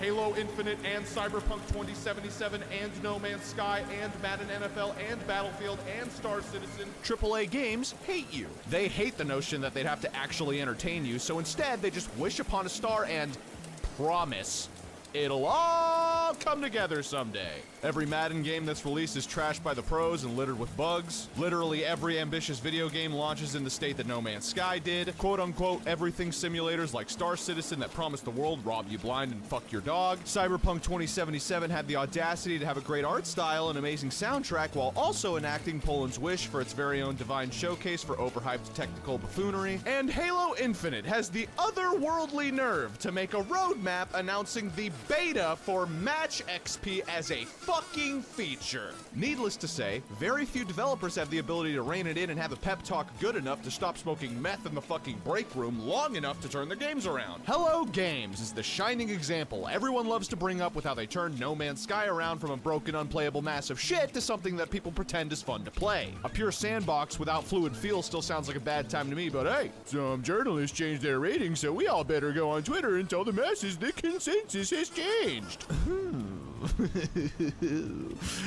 Why even bother releasing the game in 14 months when we can release it in 15 minutes? Todd Howard, I haven't even finished the wall textures in the first level. 14 minutes and 56 seconds! Hyping any video game up these days just leaves you with the same feeling you get when a beautiful girl doesn't appreciate your hard-earned 100% save file in Sonic Adventure 2. Disappointment. My Chow can run circles around you, Francine. They're champion fighters and can fly high so they can reach the highest of all the heavens, Francine. Why don't you love me, Francine? Number 2. You keep buying it. These games demonstrate the bare minimum for what could be considered software, and the market has spoken. We'll be angry, but God damn it, take my money. Even though nobody plays these games after launch, they line up to buy it. It makes my fucking jaw drop. The amount of raw, unfiltered, hardened, diamondized, reinforced, ionized copium surrounding the rocky launch of AAA games with $500 million budgets is too much. You all need to snap out of it and do something more worth your time and money, like getting a payday loan. Everyone fucking knows you're gonna spend it on FIFA's Ultimate Team anyway, you stupid fucking idiot. Number 3, matchmaking is dumb now. In 2007, Bungie dropped the angelic sex toy that was Halo 3. Kept you coming back for more, and the orgasms only got better. You got to play the game with your friends, finding matches was transparent, the UX was fat and thick, those pre- and post-game lobby fights, the service records, and even the limited events before the live service battle passes of modern day. Rock hard, flaccid. Titanium, tinfoil, crunchy peanut butter. Store brand expired smooth brain peanut butter. What once was a valuable tool for matching players into fun and engaging matches morphed into the half-working algorithm that ranks the percentage chance you'd fuck someone on OkCupid.com. Skill-based matchmaking, or similar backpack marmalade, takes your stats and matches it with some other basement dweller with stats agonizingly similar so that you can have a neat, precise, bleak, gray, infographic 50% win rate. No more social playlists, just sweat and unemployment. If you're not smoking enough crack to keep up with these little shits that just got picked up from detention, then get ready for the extremely clever shit talking in the DMs. So yeah, you're gay. What happened to fun? What happened to progression? Derp, how many challenges do I have to complete today to unlock male fertility? Progression used to mean steady progress, no matter what. XP coming at you, baby. Nice job in that last match. You did really well, and you're improving. Good job. Battle passes ruined matchmaking. Because you're pressured into the natural need to progress, no longer are you drunkenly making bets with your friends trying to no-scope noobs upside down on the couch with the blood rushing to your head. You've effectively evolved into the kid's washed-up Adderall dealer sweating hard and long enough to get 35 kill streaks to unlock the weed P90. Matchmaking isn't fun, it's not transparent, and you can't even see how many players are online anymore, unless you read too closely at dev blogs talking about fucking playlist health, or frown long enough until you're magically looking at steamcharts.com, and it fills me with an endless soulless void wishing for my own death. And that's if you can even bear how long it takes to install the fucking game you want to play. Speaking of, number 4, it takes the latter half of your adolescent years for Call of Duty to install. Hey, what's up, man? Yeah, you're taking down the internet for the whole fucking apartment complex. Could you please get off? I mean, Jesus Christ. Listen, man, I'm just saying it's not that good. Number 5, remasters of remasters of half my fucking shelf is remasters. You know, God fucking forbid the industry come up with a new idea. Reboot this, reboot that, reboot my foot up my own ass and charge me $70. The Last of Us was originally released to critical acclaim, and then re-released 1 year later to critical acclaim, and then re-released again in 2022 with a shiny new title, and the critics finally shat on it. Just kidding, it released to critical acclaim. Don't get me wrong, I shotgun hot cold cans of member berries just as much as the next aging depressed Tumblr fan, but we all roll over like a happy fucking puppy when we learn publishers want to charge us again for the same fucking game. There's never been one single re-release with bad reception, except for all of these titles. And even then, they become the definitive way to play those games. And in some cases, ruining the original artistry of the work itself. It's beyond cynical, but honestly kinda funny that 343 slapped what was basically a fan mod texture pack on one of the most beloved video games of all time, and boxed it up with its own artwork that looks like it was copied from some 240p Xbox 720 console concept design YouTube video, and patted themselves on the back and said, holy shit, we are so fucking awesome that we're gonna focus on every single wrong key area possible and shit all over the goodwill of the most patient fan base in existence in perpetuity. Games like the Master Chief Collection, and ironically, the new Last of Us Part 1 PC port, should have been NBA Street Volume 2 style slam dunks where all they had to do was not screw it up. It took Master Chief Collection almost 5 years to be considered playable, and I'm sure The Last of Us Part 1 will go the route of the GTA trilogy, where marketing will claim the game is fixed with a huge patch even though it wasn't, and promptly abandoned since there's no battle pass. Now, I want to make something very clear. I want to play these old games. I want to be able to prove that I own a copy of a game from another generation and be able to play it. No questions asked. That's just a little tight butthole called backwards compatibility. What would simplify this mess? Emulate the game instead of porting it! Number 6. Why can't PlayStation and Nintendo realize their back catalog with quality emulation? The Nintendo Entertainment System came out in 1983 and has about 720 games. The Super Nintendo Entertainment System came out in 1990 and has about 1,750 games. The Sony PlayStation came out in 1995 and has about 3,060 games. The Nintendo 64 came out in 1996 and has about 390 games, one of them being Ocarina of Time, which Dylan won't shut the fuck up about and is mid at best. The PlayStation 2 came out in the sizzling year 2000 and has a whopping 4,379 games. The Nintendo GameCube came out in 2001 and has about 652 games. In total, that's roughly 10,900 games. How many of these games can you still play today? 1. I'm pretty sure Crash Bandicoot 2 works pretty good with an emulator. Sony and Nintendo both called me on the phone and said, "Shut the fuck up, you idiot! God, you're stupid! You don't even deserve to see color. You're so fucking stupid. The whole world should be in black and white." Their words, not mine. The fact that Sony and Nintendo have so many IPs wasting away will never make sense to me. For the jaded audience like me, all I want is access to the games during the era you used to be cutting edge and exciting. Compared to today, everything is soft, rounded, safe, and monetized. Back in the day, FMVs were weird and experimental, gameplay never had a single rule as to how it needed to be controlled, and creativity was at an all-time high. Now today's bastions of creativity live on the coked-out boards of 4chan, or over-realized, overinflated, overly specific simulators launched on Kickstarter, such as Eyebrow Piercing and Butthole Enema Simulator. Number 7. All PlayStation games are C-tier AMC dramas. You got games like God of War or Horizon Forbidden West sprinkled next to these AA roguelikes such as Returnal. That's Sony's entire modern library. Here's my point. A game doesn't have to be a cinematic masterpiece. There's other ways to keep a player engaged. But it can't be fun, according to this guy, and this guy. Sony games are cynically overproduced TV shows. And to illustrate that, I'll introduce you to Jeremy. Jeremy has seen some Marvel movies when he was a kid, won't shut up about Breaking Bad, and unironically watched some shows on the CW. Jeremy is going to play God of War Ragnarok and Horizon Forbidden West 5 times each because everyone on Reddit is discussing the lore of all the moments he was too bored to focus on. Jeremy also feels the obligation to join constructive Reddit threads about the merits of the $100 million video game. Jeremy also pretends to have always loved Spider-Man before buying the PS4 game. Jeremy has nothing to do with himself because he's alone and undriven. Jeremy has depression. Jeremy is going to rewatch Breaking Bad a few more times and play God of War again. Jeremy has to move some installs off his secondary drive to the internal drive, and that's probably going to take an hour. Jeremy figures he'll try a new video game like Pizza Tower, but it's unfamiliar to him. Jeremy can't sleep at night. Jeremy is going to play Horizon Forbidden West. Jeremy overeats. Jeremy got rejected by the girl at work. Jeremy is going to join a forum for Sony game fan fiction.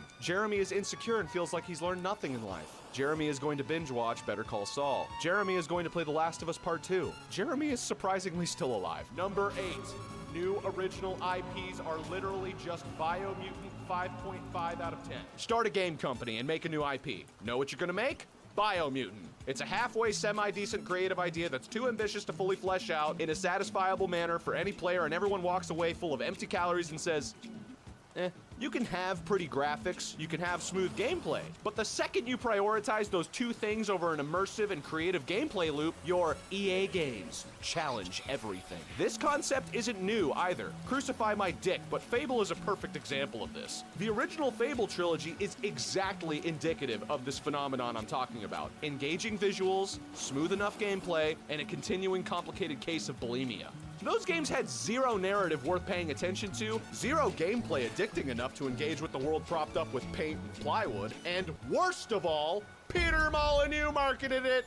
Connecting people together and allowing them to tap on this massive cube. And I said, and I'm known for these things, I said there's something amazing inside. Number 9. Ubisoft.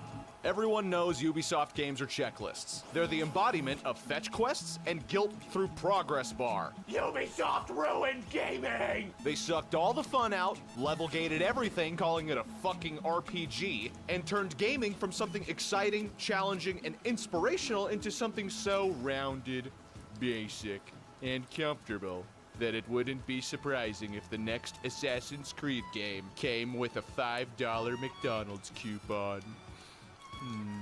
Ubisoft Plus is an extremely appropriate move for the company, acting as yet another layer of obligation for these depressed and unfulfilled cubicle water bags with wives who hate them to distract themselves from the fact that the child they had didn't fix their broken spirit. Bust out the wiki and walkthrough, John. It's time to 100% the game before your wife burns your dinner. Here's a list of things you can buy with that money instead. An artisanal sandwich. 15 things at the dollar store. A second phone line to hide the fact that you're cheating on your wife for burning your fucking dinner! Get access to all the upcoming Ubisoft games on day one, including their back catalog. $14.99 a month. Okay, let's think about what kind of value that money adds to your life. Every service has to have a value add, right? Okay, what's the last great video game you played? Truly great. I'm willing to bet that whatever game it was cracked 90 on Metacritic. How many games do you think Ubisoft released that cracked 90 on Metacritic in the last 10 years? Go ahead. I'll give you some time to guess. I'll give you a hint. It's one syllable. All right, the answer is actually 9 games. So if we divide that by 1 every year, we get almost a great game every year. Oh, just kidding. The answer is actually 3. So you're paying $15 a month and you don't even get a coin flip's chance to play a great game that year? Wow. Oh, just kidding. I lied. The answer is one. One fucking game. And it was almost exactly 10 years ago. Rayman Legends. Great game. Love this game. More people should have played it. Maybe I should subscribe to Ubisoft. Yelling aside, that's basically 0 great games a decade. In case you're a high school dropout, subscribe to Ubisoft Plus playing Number 10, Far Cry A Billion. Far Cry 6 is the equivalent of those web apps that show your percentage progression through their curated onboarding tutorials, you know? And once you're done, fuck it, I don't know, here's some shit that's been around since Just Cause 2. Everyone on Reddit and Google Plus and Vote knows that Ubisoft released Far Cry 3 and said, oh, fuck yeah! And then kept releasing the exact same game for over 10 years. Here's what you get in Far Cry 3. Constant, shitty random encounters, brain-dead AI, an incomprehensible dog shit mess of a story, the bottom-tier worst crafting mechanics known to game designers, horrible driving, horrible quests, a cop-out sandbox that everyone pretends is super engaging to mess around with because 3 guys recorded a few quote-unquote funny GIFs on Reddit, and a sincere lack of anyone that gave a single shit about getting it to market. Far Cry is a money printer. A money printer that requires a lighting update once every 4 to 5 years. Blood Dragon might have been fun, but I stopped caring while I was writing this sentence. Number 11, Valve, where the fuck are you? Or, you know, where are you? Valve is legendary. They've released some of the most influential and critically acclaimed games ever made and basically lowered the barrier of entry for PC gaming as a whole. Steam changed PC gaming. It unified all their products, mods, and their community. They pumped that storefront out, released a bunch of hats, created entire economies, and became the first program any PC gamer installs when their shiny new parts, pre-built tower, and gaming laptop arrived in the mail. A comfy portal rivaling that of the Blade era of the Xbox 360 dashboard. Oh yeah. Half-Life released in holiday 1998 after forming just 2 years prior by future Chungaloid Gabe Newell and Mike Harrington. It used a tantalizing cocktail of in-house code and the engines for both Quake 1 and Quake 2. It blew gamers' minds and gave them all orgasms. It's still a joy to play to this day because of how immersive it actually is, and holds up very well in general presentation. With passion, drive, and a lack of sleep, all before everyone cracked down on crunch culture, originating from people who actually gave a shit about the games they developed, like Bungie creating Halo, Valve created a masterpiece that holds up today. A few ports even released to the Dreamcast and PS2 as well. This is where Valve started, and games like this from new studios just don't happen anymore. What was the last good brand new IP from a freshly formed studio? Experiment 101 and Biomutant? Do we have to go over that point again? Biomutant 5.5 out of 10. After Half-Life, Valve just put out bangers. Expansions, commercial packages of legendary fan-made mods, a new physics engine that's totally not a big deal, didn't fucking change the rules of the industry or anything, a 10 out of 10 sequel that's sadly left without its own 10 out of 10 sequel, but the fanfic community gets a solid C+, a puzzle game with a cute cube that has probably one of the most sleeper songs during the credit scene that I'm pretty sure no one except me has heard of. Trust me, you wouldn't be into it. This was a triumph. The Hat Economy game, the world's best zombie horde game, second only to Back 4 Blood. Back 4 Blood really honestly is the best horde video game. What do you mean? Well, I mean, clear. It's got better graphics. It's got like, you can. It has like modern technologies. I'm gonna. I can't tell if you're being serious or not. No, Back 4 Blood is better than Left 4 Dead. You're bullshitting. Shut the fuck up. I can't. No, the cards, they're like visually appealing. Shut the fuck No, Back 4 Blood is better than Left 4 Dead. Kill yourself. League of Legends, but better than League of Legends, as informed by people I talked to who sometimes played League of Legends back in 2014. And a bunch of other cool, awesome shit that's industry leading, like Half-Life Alyx. Wait, are you serious? A bunch of this shit is VR tech demos. How the fuck was there a 6-year gap between this and Are you serious? Valve, where the fuck are you? Sure, you've got the Steam Deck and you fumbled drunkenly back when you released the Steam machines, but no other game developer has such a solid and consistent community excitedly modding your games, making memes, or whatever, except for maybe Bethesda, but they just ended up yelling at the Fallout engine until it agreed to try to be a live service. If Valve made an RPG, any at all, and put it on Source, it'd smack everyone in the balls. Get those fucking puzzle dudes to create new concepts for exciting, new, and engaging mechanics. Valve is the closest thing we have to some some kind of open source game developer. If they put out anything at all, maybe the conversation would shift away from companies like Ubisoft or Activision or number 12, EA squandered EA Sports. EA sells sports games. If it's got a turf, or a court, or a field, EA's got a game for it. Most of these games are released yearly with game-breaking bugs, broken cloud integrations that completely wipe multiplayer season progress, and the Battle Pass to end all Battle Passes, Ultimate Team. It's a loot box game mode. What's a loot box? A loot box is a slot machine.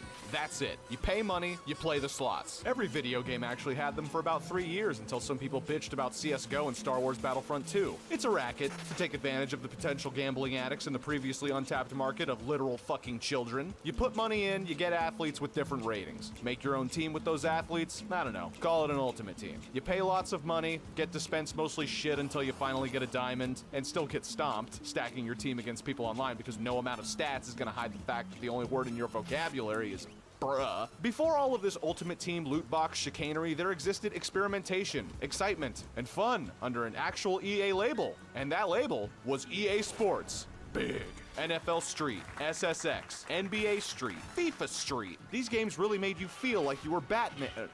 These games totally captured the spirit of extreme sports at the time. The X Games were everywhere, and Doritos were going apeshit with all their flavors, so EA put out a snowboarding game where you can flip your character in every direction, jump off painted metal ramps, and unrealistically grind on a chain link fence. SSX was very well reviewed, so they capitalized on that with a little remix, but let's just go ahead and call it a sequel. SSX Tricky. This game was bonkers. There was no limit to what could be described as a trick. Hands, feet, and law-defying physics were everywhere, all while the game blasts run DMCs. It's tricky. The insanity doesn't end. There's a DJ that's scratching records and announcing your tricks. You're doing the worm or turning into a helicopter. And this game was fucking hard. AI is aggressive and fast. Learn those shortcuts, cause you're gonna need them. Also, be prepared to restart the motherfucking trick events until you actually land that triple rodeo Uber trick while nabbing the goddamn ×5 multiplier. SSX3 is objectively better though. Seamless snowboarding mountaineering from Peak 3 to Peak 1 with DJ Atomica was dope as fuck. NFL Street was the other game I played a lot as a kid. I loved football, and NFL Street loved me. It was a fast-paced and wonderfully exaggeratingly animated version of the sport, and it was easy to pick up and play. The game was unfairly challenging towards the end of the career mode since it relies so heavily on in-game stats, but that just made it more fun to fully max out a character in the way you intended. The outfits are a complete joke, but exaggeration was key here. Your characters jump 1,000,000 goddamn feet in the air to catch a ball. Every movement is definitely big. Play this game with your friends, and every play is going to be a screaming match. Games need to be as intense as this these days, and they just aren't. And as far as I'm concerned, NBA Street holds the crown of being the only sports game in the world to make chain counters fun. It's basketball, but with all these little moves that consume turbo and add to a meter called the Game Breaker. Score a bunch of moves back to back before making a sick dunk? Your opponent is going to shit a brick, cause they are fucked. The Game Breaker makes you OP as hell for one play, and can take points away from your opponent while you score some. Buffoonery that does not exist in modern gaming. Scoring points has never been as fun as in these EA Sports big games. The overall presentation and feel of these games is still downright exhilarating. While they are not in contention for being the best competitive games in the world, you could argue that their nature of being easy to pick up and relatively easy to master was what sold the entire experience. Speaking of which, number 13, not enough easy to pick up, easy to master games.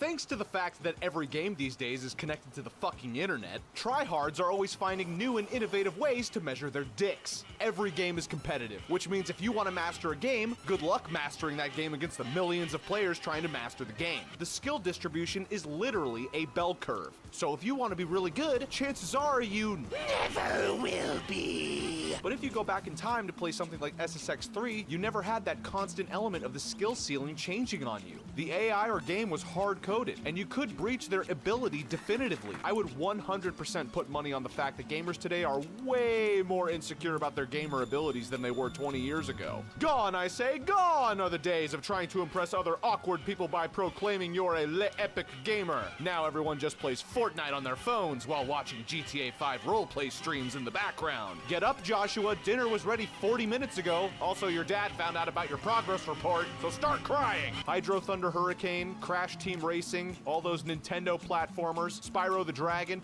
Halo campaigns, rhythm games like Guitar Hero and Rock Band. Spend enough time in these games and you almost certainly would become very good. You might not top the leaderboards on speedrun.com, but you almost always reached a sense of nirvana playing a game efficiently with great mechanics in a trance-like state. Those tricks and SSX that you land that just net you the 3 question marks, man, that's a good feeling. Do you get the same feeling playing Modern Warfare 2 Search and Destroy? No! Who cares if you're slightly better than a 7th grader? Indie games may scratch this itch, but I got a bone to pick with them. Number 14. Every indie game is a color-blocked, low-poly roguelike. Too many indie games are roguelites and have a pastel color block aesthetic and are low-poly solely for the sake of nostalgia. That's it, that's the point. Number 15. All games are still made for PS2. I don't have a lot to say about this category, but console generations are too long. The one that felt the longest was the gap between the Xbox 360 and the PS3 jumping to the Xbox One and PS4. Truth be told, gaming still felt pretty shitty to play on console during that period. That was the best era to be a PC gamer, so you could brag to your friends that you have things like a high refresh rate monitor and a liquid CPU cooler that you won't maintain at all. Gaming on consoles got a huge quality of life improvement with this latest generation of series consoles and the PS5, but most games are still developed with the previous generation in mind. Game makers are constantly sacrificing cutting-edge technology for people stuck in the past, and granted, it may be a difficult situation to get out of, but I don't care. Innovation is important, damn it. Number 16, digital sales are complete bullshit. Digital sales ruin physical sales. Most of the time when you buy a console game, there's nothing on that disc other than a license and the uncaring Blu-ray letters staring back at your worthless fat face. Buy a game digitally. Great! You'll get to play it forever, right? Oh, wait. To keep this point short, you should be able to buy a license for something and use it indefinitely. Relying on cloud servers to stay online forever for me to download the game at my will 20 years from now is obviously retarded, because one day the servers will be gone, so that's why I opt to buy the physical games. So imagine my frustration when these motherfuckers just put key codes in the box and call it a day. Nailed it. My Xbox discs will be worthless one day since all they're good for is a digital license, or maybe a broken pre-alpha version of Cyberpunk 2077 burned to them or some shit like that. Number 17. Everything is a Discord bot.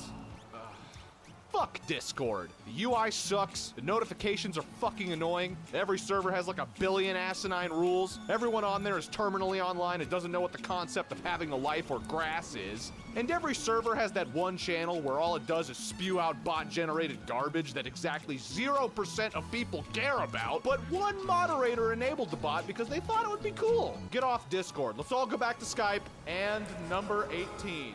Thanks to the fucking internet, gaming is now a job. You need to keep up on multiplayer meta, balance changes, game sales, milsim Discord clans, DLC, what games are functional and which are completely broken and which platform that's applicable to, grinding battle passes, moving games around your drives because these companies turned you into your own personal fucking librarian for their uncompressed audio files, and fan-made wiki instructions on how to play these obtuse, janky games made in Unity with poorly made or zero tutorials. Gaming is not fun. It's an obligation. It's maintaining broken relationships with people on Discord who have BPD, so you have someone to play Chivalry with once every 2 months. It's grinding out a battle pass because developers paywall satisfying multiplayer progression. It's staring at your own library for 30 minutes, unable to decide what to play next, installing, uninstalling, and moving games from drive to drive. It's a transparent memory of something that was exciting. It's cynical. It's the opposite of fun. It's over.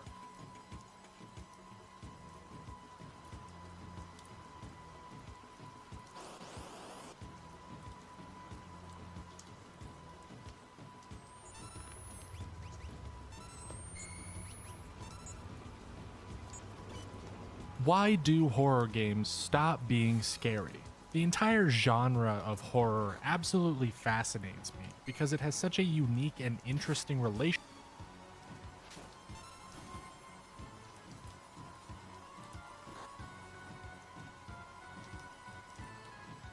Actors Troy Baker and Ashley Johnson return to add so much heart, honesty, joy, and sadness to the roles as Joel and Ellie respectively. Its uncomfortable and outdated mechanics make you feel frustratingly trapped. The artfully detailed and realized locations Ellie travels through are layered with backstory. It just feels cool. Those clever designs are dressed with some of the most beautiful environments I've seen from the PlayStation 4 generation. This game just feels constantly punishing for no reason. While Part 2 is a thrilling adventure, it still makes time for a stunning, nuanced exploration of the strength and fragility of the human spirit. Ultimately, the game winds up being an unpleasant nostalgia trip that nobody should pack their bags for.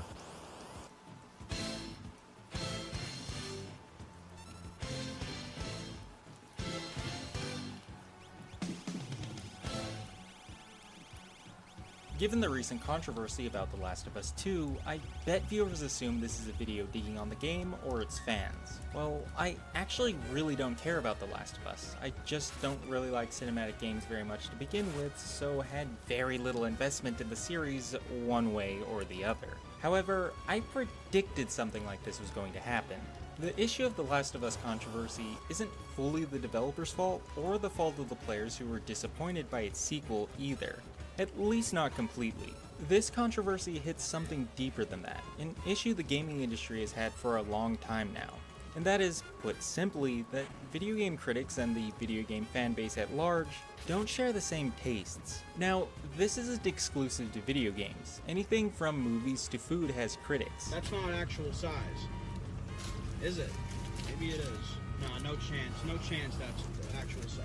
The argument for why these people exist is that a critic is supposed to have a finer palate than that of the average consumer. The assumption goes that the uneducated masses don't really understand what is good and what isn't. The issue is, and I have statistical data to back it up, in the video game medium, critics aren't more discerning than the average gamer. In fact, it's the opposite.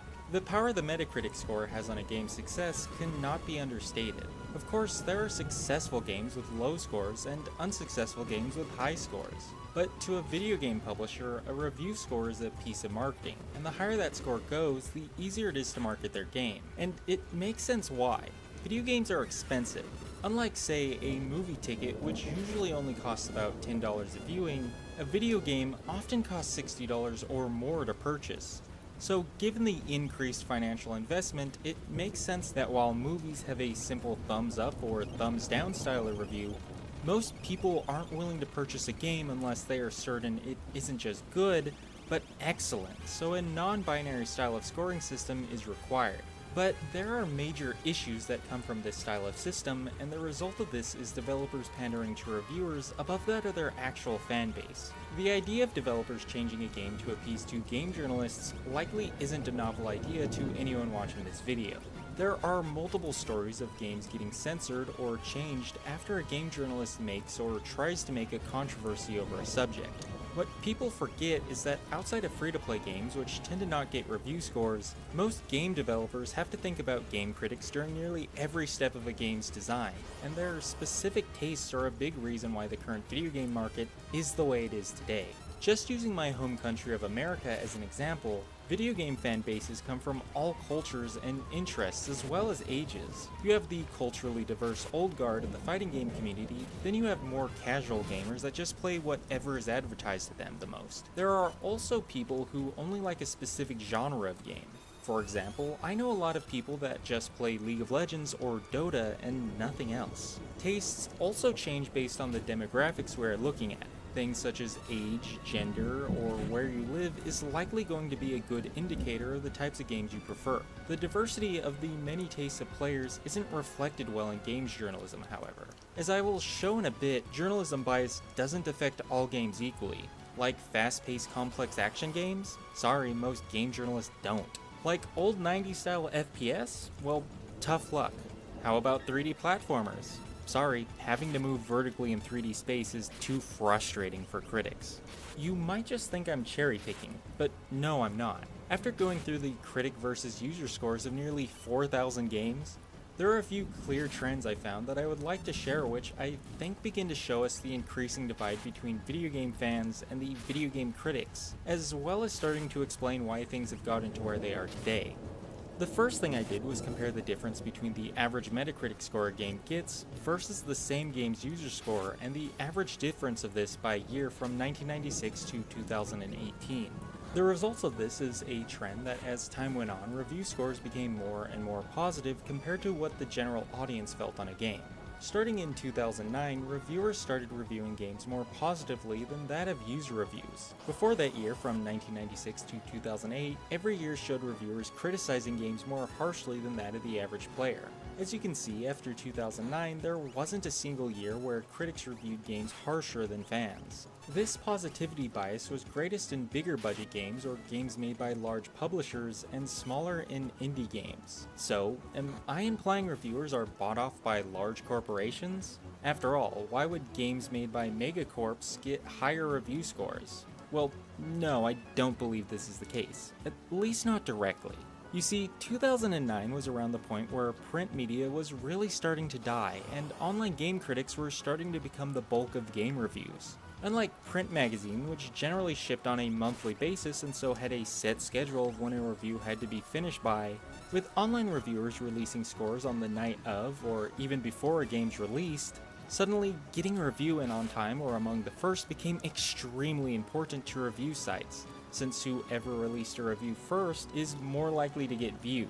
While a video game publisher can't prevent reviewers from releasing a bad review of their game after a game is already released, though they have tried, they sure can determine who gets to review a game before said game releases, through the process of handing out early review copies to specific online publications. What this results in is journalists tending to be nicer when reviewing big releases or games from large corporations, because as long as they aren't too harsh on a game, they'll be selected next time it's time to give out early review copies. This is why early review scores of major games are almost always better than the eventual Metacritic score a game eventually gets after it's finally released. So that more niche game you like made by a no-name company, it's not going to get the extra bump. Sorry. And again, while early review copies weren't exclusive to just online websites, it became far more important once magazines started getting phased out and replaced by gaming websites. This is likely why, when comparing the difference between user and critic scores of top-rated games, as in games with a score of 90% or greater, from the 5-year period of 1996 to 2001 versus 2013 to 2018, we see a drastic difference in agreement. During the turn of the millennium, there was only a 0.5 scoring difference on average compared to a whopping average of 1.8 point difference. 1.8 might not at first sound too bad, but that's the difference between a game getting a 7.2 out of 10 versus a 9 out of 10. Now, I don't think early review copies are the only issue causing this huge difference in opinion. Going back to what I said about diversity, the simple fact is that video game critics don't have the same player diversity or experience as many of the fans of the medium. Looking at available information from the writers of gaming websites, it quickly becomes clear that the average video game critic is a male in their mid-20s to early 30s that live in a major city on the West Coast, most likely San Francisco. This might at first seem like a trivial bit of information, but it's important when understanding the specific bias game reviewers have. The fighting game community, for example, is much bigger in some areas of the United States than in others. It's also no secret that Texas is the holy land for Quake and Doom players. Taking this further, these sites serve the entire English-speaking world, not just a single country. Different countries contain players with differing tastes. If you're a developer that lives in, say, the UK, for example, you're going to have your game reviewed by majorly West Coast Americans. This is just conjecture on my end, but could this explain why most video games these days take place in America despite video games being developed by people from all around the world? Now, maybe what I said before wouldn't be so bad if video game reviewers were highly experienced players with a breadth of knowledge in the medium. If this were the case, maybe they could handle their innate biases to what games they do and don't like. But the sad fact is that nepotism, not knowledge of the subject matter, is often how people get hired in this industry. Given this, it makes sense that most game critics live within a stone's throw of each other. It's a group of people that, for the most part, happen to know each other. This also explains the embarrassing lack of skill you often see from video game reviewers or their preferences for easier games. Remember that SpongeBob review at the beginning of the video? Here's that same reviewer not being able to figure out a quote-unquote puzzle made for literal children. Not only could a child solve this puzzle, actual ocean invertebrates solve more complex puzzles. As has been shown time and time again, a lot of these people aren't fit to be the vanguards of the gaming industry. And this shows in the data. SpongeBob wasn't the only platformer to get reviewed negatively by critics. Despite most games getting reviewed higher than fan reviews, 3D platformers get nearly a 0.5 reduction on average in review scores compared to user assessments. When we take Nintendo platformers out of the picture, this raises to nearly 0.6. The final, and in my opinion, greatest bias reviewers bring to a game review is that honestly, they didn't really get a chance to experience the game the way they are meant to be played. When you get a game to review, you have a deadline. What does this mean? It means beating the game on the easiest difficulty, turning on cheats, or avoiding combat altogether, because gosh darn it, it's Tuesday and I need to get this review out by tomorrow or I'm in serious trouble with my boss. So, think I'm just talking out of my hat? Reviewers admit to doing this all the time. And not just for The Last of Us either, pretty much for any big game. Here's one of the worst examples. In my boot camp, reviewers were charging through missions wearing the chicken hat, which makes you invisible, almost completely ignoring Mother Base and all the side ops in a race for the end. Many, if not all, of the reviews that are already online were written by journalists who were forced to play MGS5 for 8 hours every day, in regimented time slots, while under instructions to share only the information that was deemed necessary by Konami higher-ups. And when they don't go out and admit it, oftentimes it's found out anyway. If you beat a game but experience less than half of its content, or just rush through its content, do you really think you could give said game an honest review? Deadlines suck, but that's no excuse for rushing a review, which will ultimately create an uninformed assessment of the product being reviewed. So let's put this all together. What do you get? Well, I did notice, and likely others have too, that game reviewers tend to really like certain types of games over others. Among the genres that showed the highest positivity bias, third-person cinematic games and walking simulators showed a 0.8 and 0.95 bump respectively. So think about it. If you're a person who likely only plays video games casually and are given a strict deadline of when you have to beat and review a game, what game's going to be the most enjoyable to you? Let's say you've got to get your review out by tomorrow. So you enable cheats, put the game on the easiest difficulty, avoid most content, and just rush to beat it as fast as possible. What in the game can you actually honestly review? You can't give the combat or balancing a fair shake. You likely aren't an experienced enough player to understand the ins and outs of a game's combat system either. So what's left? Well, maybe the graphics were nice, or maybe you love the story or voice acting. Maybe a certain character was funny to you. So the most enjoyable games are gonna be the ones that deliver on these aspects. Even I admit, if I only had a weekend to play a game, I probably wouldn't pick the most technical fighter or some 200 IQ RTS. By the time my time is up, I wouldn't have even understood the most basic gameplay elements yet, and I definitely wouldn't have enjoyed the experience much. I probably would have enjoyed a nice story-focused game more instead. You can see this in the reviews for The Last of Us 2. Despite the fact that you spend around 90% of the game in combat, or sneaking, or managing resources, the story, animations, and characters make up the vast majority of the content of these reviews. Why? Because they're the only parts the critic got a decent taste of. Everything else is the reviewer playing the game of guess on very little actual experience what you think the things you're reviewing is like. If you like The Last of Us 2 or any other games reviewers also like, I'm not trying to insult you. I'm just showing that these are the types of games critics, by the very nature of the review system, are going to gravitate to. And because of this, these are also the types of games big name developers are also going to gravitate to as well, because they know it tends to lead to better reviews. This is almost certainly why The Last of Us 2 has the option to enable a button that literally makes your character invisible to enemies, because they know this is something that a reviewer almost certainly wants, and makes the playtime of the reviewer more enjoyable. This is also likely why the new Crash game is getting an unlimited lives mode in its new installment. The sad fact is that because review scores mean so much for the sales of a game, it simply becomes riskier as a big time publisher to make the games you know reviewers aren't going to like. It stifles the diversity and creativity of the games publishers are willing to fund because they know critics have a narrow range of games they're willing to like. This hurts gaming because it means a wide array of diverse tastes and people that play games aren't being properly catered to. It's well known that game journalists tend to really care about diversity and representation. or at the very least they say they do. But because of the bias that comes from game critics being such a homogenous group themselves, many of the cultures that reside within gaming aren't getting the representation they really need. And that's a sense that the outside world cares about your hobby in the same way you do. Think for example of the fighting game community, a community made up in large part by poorer communities that started as gatherings around arcades. How often do gaming critics show an appreciation for the deep and complex mechanics this genre has to show? Or what of Eastern European games? It's no secret that Western games media has a bias against what many have considered Eurojank.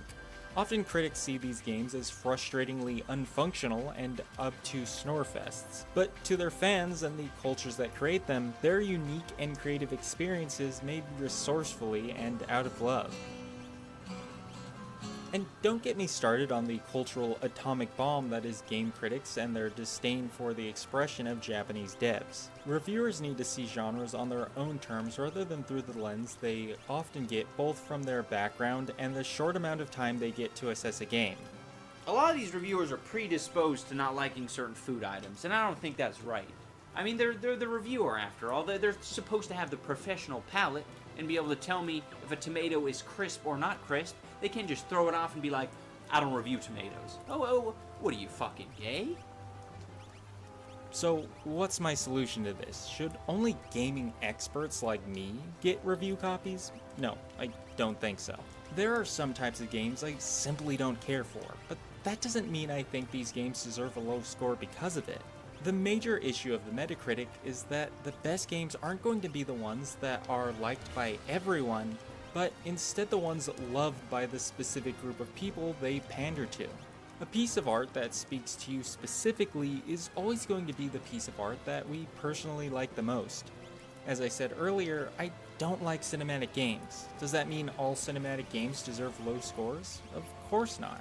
Rather than traditional Metacritic reviews, we should transition to more accurate and personal review systems. Traditional game reviews are kind of obsolete in the year 2020. Most people don't even read gaming site reviews, they just check the score. Sites like YouTube allow people to broadcast detailed opinions of games, and unlike random IGN reviews, you likely know if said content creator has tastes similar to yours. But an even better review system, in my opinion, is that of the user review system. Not necessarily the user review system that Metacritic has, but the system sites like Steam have. Steam used to display the Metacritic score on a game's store page, but later replaced it with user scores. But more importantly, these are from users that have already purchased and played the game.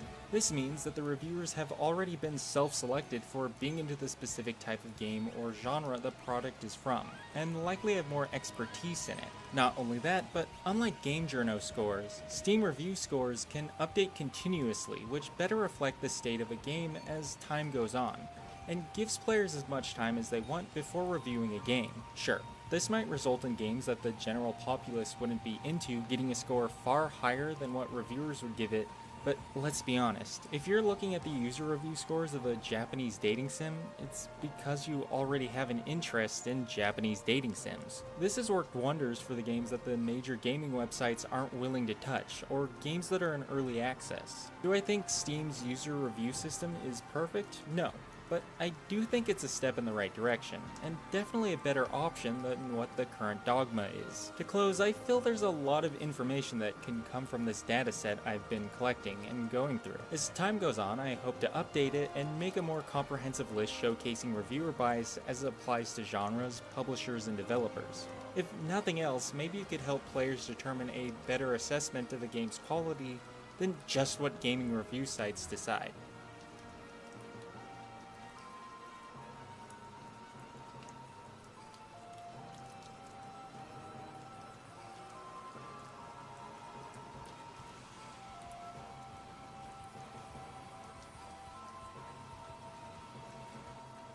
Does anyone else remember seeing this rating on video games? It was pretty prominent in the early to mid 1990s and stood for kids to adults. But at the turn of the millennium, it was phased out and replaced with the more universal E rating. Now, we all know about the infamous AO rating, adults only, one that most have actually never seen in real life before, as most retailers have bans on selling adult-only games. Though there are some really unique instances that we will talk about shortly. What about EC, which was officially discontinued, or the time they introduced E10+? How does this system compare to ratings systems in other countries, and when has there been discrepancies? The Entertainment Software Rating Board, or ESRB, was started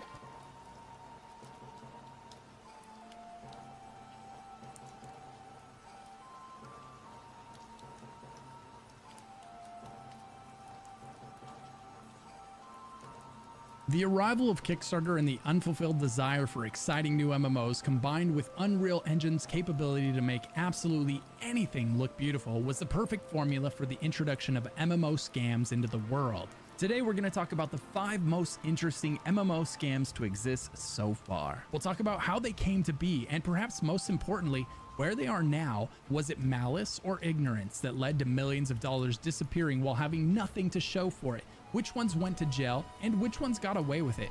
And were we wrong about any of them? Let's find out. First up, Chronicles of Illyria. This was another fascinating one to follow, with a story that's going to start to sound very familiar as we go through this list. It all starts on Kickstarter, led by a man named Jeremy Walsh. Was it malice or ineptitude that caused this to play out the way that it did? Let me know down in the comments what you think. It all starts on September 18th, 2015. The first screenshot was shared on the company's Twitter feed. Remember what this looks like. It's going to be important because this is not what was delivered.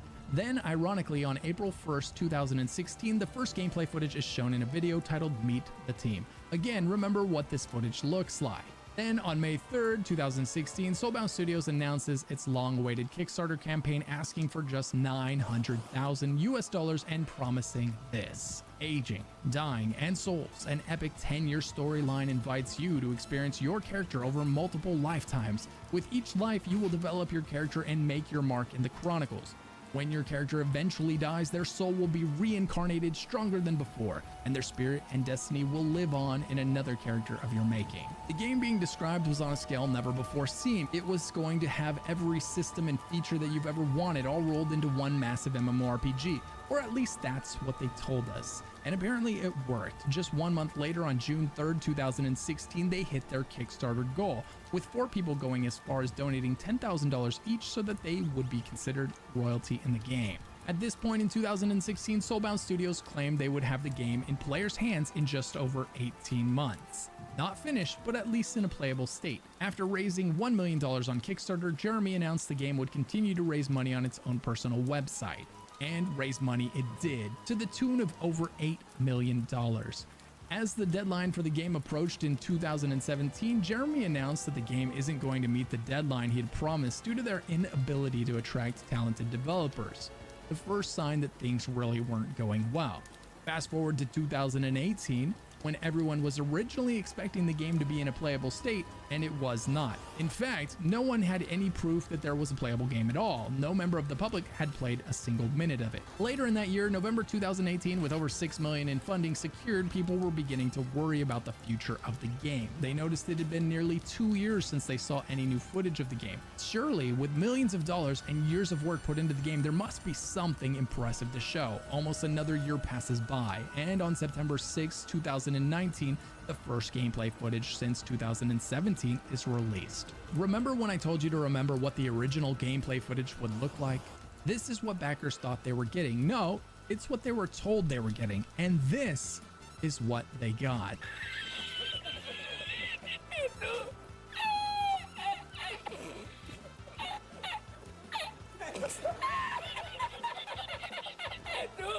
To say that fans were disappointed would be an understatement of a lifetime. The game was now 2 years past its initial planned delivery date and 8 times over budget, and this was all they had to show for it. This was the result of 4 years of development and millions of dollars of backer money.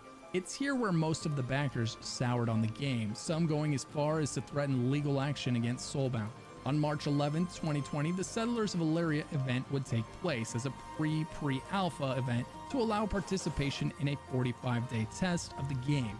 Of course, this pre-alpha test included massive microtransactions to allow players to spend hundreds or even thousands of dollars buying plots of land within this unfinished game if they wanted.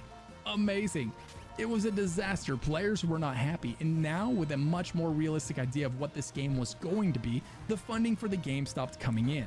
In an event that was only surprising to the backers with their heads 6 feet under the sand, on March 25th, 2020, Soulbound announced the studio would be shuttering. On April 6, 2020, however, there was an about-face due to the threat of legal consequences. An FAQ appeared on the COE website stating that the game would very much be released and that they did not mean to imply it was shutting down. This was likely for legal reasons, as they had promised to deliver a game in exchange for the money they'd collected. To simply state that the game wasn't coming without refunding any of the money could leave them vulnerable to some legal action. With angry backers undeterred by this promise, on August 17, 2020, a class action lawsuit was filed demanding that Soulbound refund the money for the game that they failed to deliver. Soulbound would decline the demands to refund the backers, so on February 3rd, 2021, the case was legally filed with the court. Around the same time, Illyria was posting a couple of videos a month about the progress of the game, probably to appear as though they were still working on it. So where's the game now, 2 years after all of that? And how did the lawsuit end? Was justice served? Was the people's money returned? Was anyone held accountable for the complete mismanagement of the funds? Well, I wish I could say that the court laid the law down on this man in this practice of taking people's money without the realistic possibility of being able to deliver what was promised. I wish the court case had sent a signal to would-be Kickstarter scammers, but unfortunately the lawsuit was dismissed and Walsh escaped with everything except for his reputation. He's now working on a completely different game in a completely different engine known as Kingdoms of Illyria. My guess is this game has as much of a chance of turning into a polished, finished product as Chronicles of Illyria. Whatever you do, don't give Jeremy Walsh another dime of your money for a game that isn't yet complete, because it's probable he's selling you a bridge to nowhere. I'm not saying don't buy his game when it's finished, I'm just saying don't buy his game until it's finished, which is actually fantastic advice for any of the games on this list today. Next up, we have The Day Before. But first, a word from today's sponsor. Crasher Nirvana is an amazing martial arts fantasy MMORPG mobile game that was just released. In this game, you will play as a warrior and experience a vast open world with immersive graphics. There are 7 classes and roles, and use my code GIFT2023 for epic rewards. Thank you for listening, and now let's get back to the video. This is the most recent possible scam to be added to this list, and I say possible scam because it's not really confirmed yet. This story starts in January of 2021, when a developer known as Fantastic dropped the trailer for their upcoming title, The Day Before. It was announced as an open-world survival MMO set in a deadly post-pandemic America that has been overrun by flesh-hungry infected. It caught massive attention. The public was incredibly excited for this idea, so they announced that on March 31st, 2021, they would show everyone some gameplay footage. The day before it was set to air on March 30th, they ended up delaying the trailer a week due to technical problems. The new airing date would be a week later, April 6, 9 a.m. And so on April 6, everyone tuned in and were met with a starting soon screen. They would watch this screen for over 9 hours until the stream was finally shut down. On April 9th, 2021, 13 minutes of gameplay was finally revealed. The 13 minutes of gameplay looked great as far as everyone could tell. It would look so great that the game would become the most wishlisted game on Steam, over top of games from AAA studios like Spider-Man, Stalker 2, and even Bethesda's Starfield. This caught people's attention. Fantastic accomplished this without having a great track record to stand on. Looking back at their history, they sold early access to their game called Wild 8 and then almost immediately abandoned it. They moved on to a game called Dead Dozen, which had even more problems. It went into early access and shut down completely 3 months later. Things kept getting weirder though. The trailer looked too good to be true, literally. Developers would even react to the video, stating that at the very least this looked like a vertical slice of the game that they had just created for the purposes of marketing it. Is this in game? The Day Before. It is. Oh my. I'm getting very The Division vibes from this. Wow, the shadows are incredible. The lighting is just excellent. Look at reflections. Oh man. In an MMO though, I'm skeptical. How can they do that? I'm getting a feeling this has all been rendered. This is not. I think it's more of a vertical slice on first impression. Yeah. A vertical slice, if you don't know, is this doesn't mean that the whole game is done and it looks like this. This is probably a section that they popped out and were able to develop and carve out and make certain things look final when they're not. That's what happened with Watch Dogs. That's what happened with Cyberpunk for a lot of it. So we're, I'm a little skeptical. Are about to get heated. Over here. Here's the thing, and this is why I think it's pre-baked. yeah. See, that's supposed to be another player. Right. Can we go back? See the way they come in? It looks like it's an animated character that's not another player, but that means that those can't actually be other players. It could be. It could very well be they have their own, AI players. They To could move be. like that, they would They have to be AI, because if it Right. was a real player, the animation wouldn't be that Wouldn't be smooth. that When you smooth. actually play a game, you're kind of jittery. This by itself wasn't totally unheard of, but with this studio's history in mind, it starts to cast doubt on the viability of the game being delivered as promised. Things would continue to get weirder when Fantastic used a bait and switch tactic on their fans, pretending a big new announcement was coming for the day before. And then when the announcement arrived, it was actually for a completely different game? Essentially using their clout they had gained for the hype around the day before to advertise and launch another game they were working on, called Prop Night. People weren't happy about it at all, but it was somewhat smoothed over when the studio also provided a launch date of June 21, 2022. At that time, that meant the game was just over 8 months away, so people were pretty excited.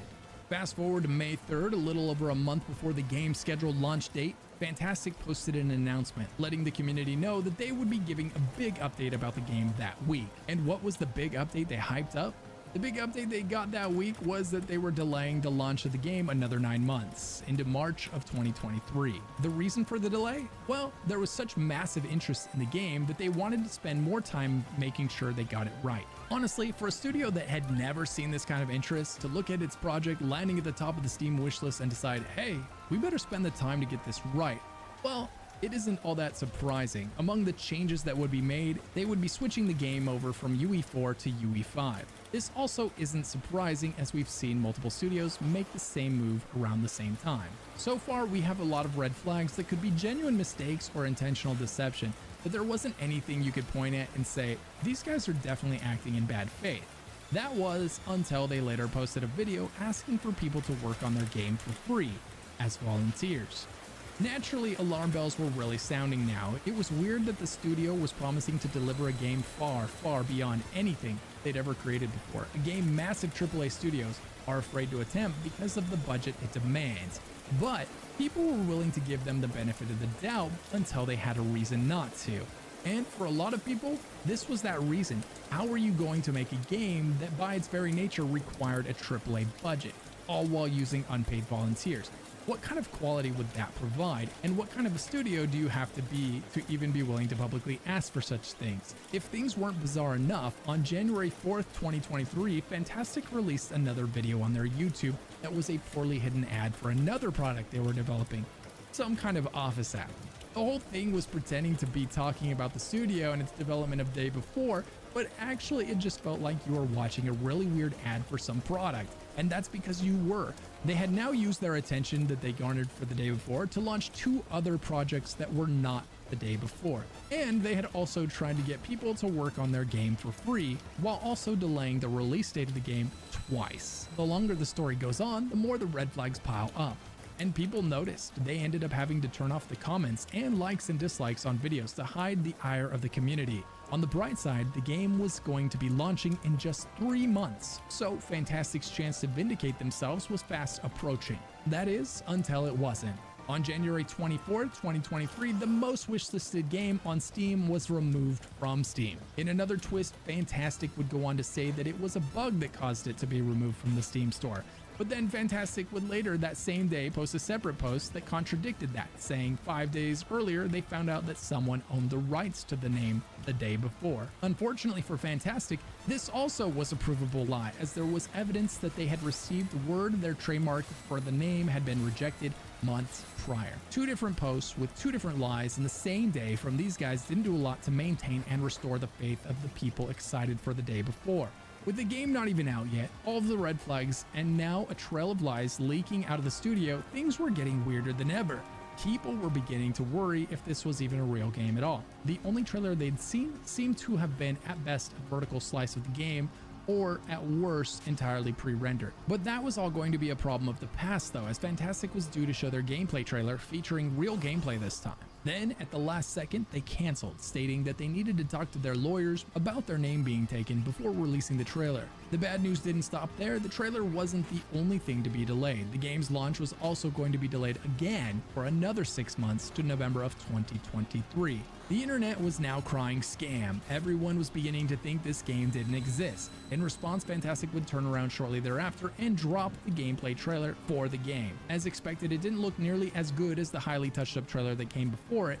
And to be honest, the fact that it looked worse now wasn't surprising and isn't all that uncommon in the industry. They tend to show very early on a concept of what they are aiming to make that ends up being far more attractive than what they're actually able to deliver on down the road.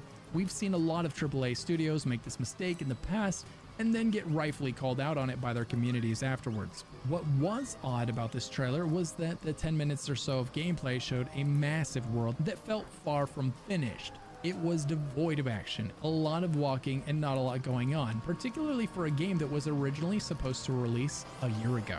On top of that, viewers would also immediately notice that many of the assets in the game were purchased straight off of the Unreal Engine shop and set into the game nearly untouched. And then finally, to make things even weirder, the trailer even had sections that were an exact copy of other game trailers. In fact, it wasn't just trailers that were copies of other games. Even the game's logo was a copy of another game's logo, and so was its art. This game may still launch, but we would have to be ignoring an absolute ton of red flags to say with any level of confidence that the launch will go well. If it does end up being a scam, it will have been an impressive one, as it will be the first scam MMO to have achieved the status of most wishlisted game on Steam. I hope they prove all of the doubters wrong, but as of right now, history would suggest this game will be sold in early access before dropping in a state that is completely unfit for release, ultimately being abandoned by the developer yet again. Where is the game today? 2 launch delays later and 6 months before its newest scheduled release date? Well, on February 16th, 2023, the developer released a devlog where they talked about the journey of the game so far.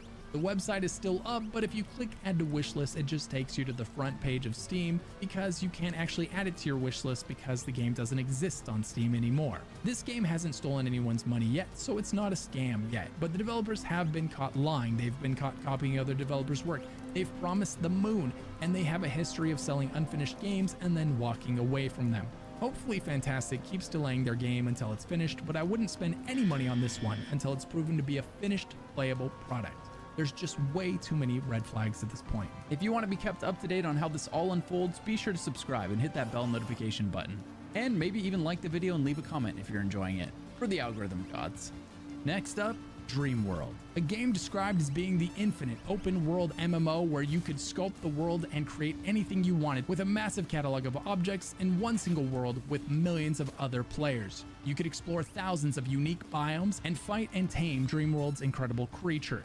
This game claimed it would be the last game you ever played. This should have been the first red flag because the slogan doesn't even make sense. The Dreamworld Kickstarter, led by Zachary Kaplan and Garrison Bellick, made a lot of promises that were more or less impossible to fulfill. But who are they? What is Zachary Kaplan's history that allows him to believe he is capable of taking these people's money and delivering on his massive promise? Well, he opened a crowdfund for a speaker you wear on your chest back in 2015 because he claims he was hit by a car not once but twice while running with his earphones in. This man doesn't need a speaker on his chest, he needs to stop running in the freeway. Eventually, he stopped that crowdfund and promised all of his backers they would be able to purchase these speakers in just a few short months.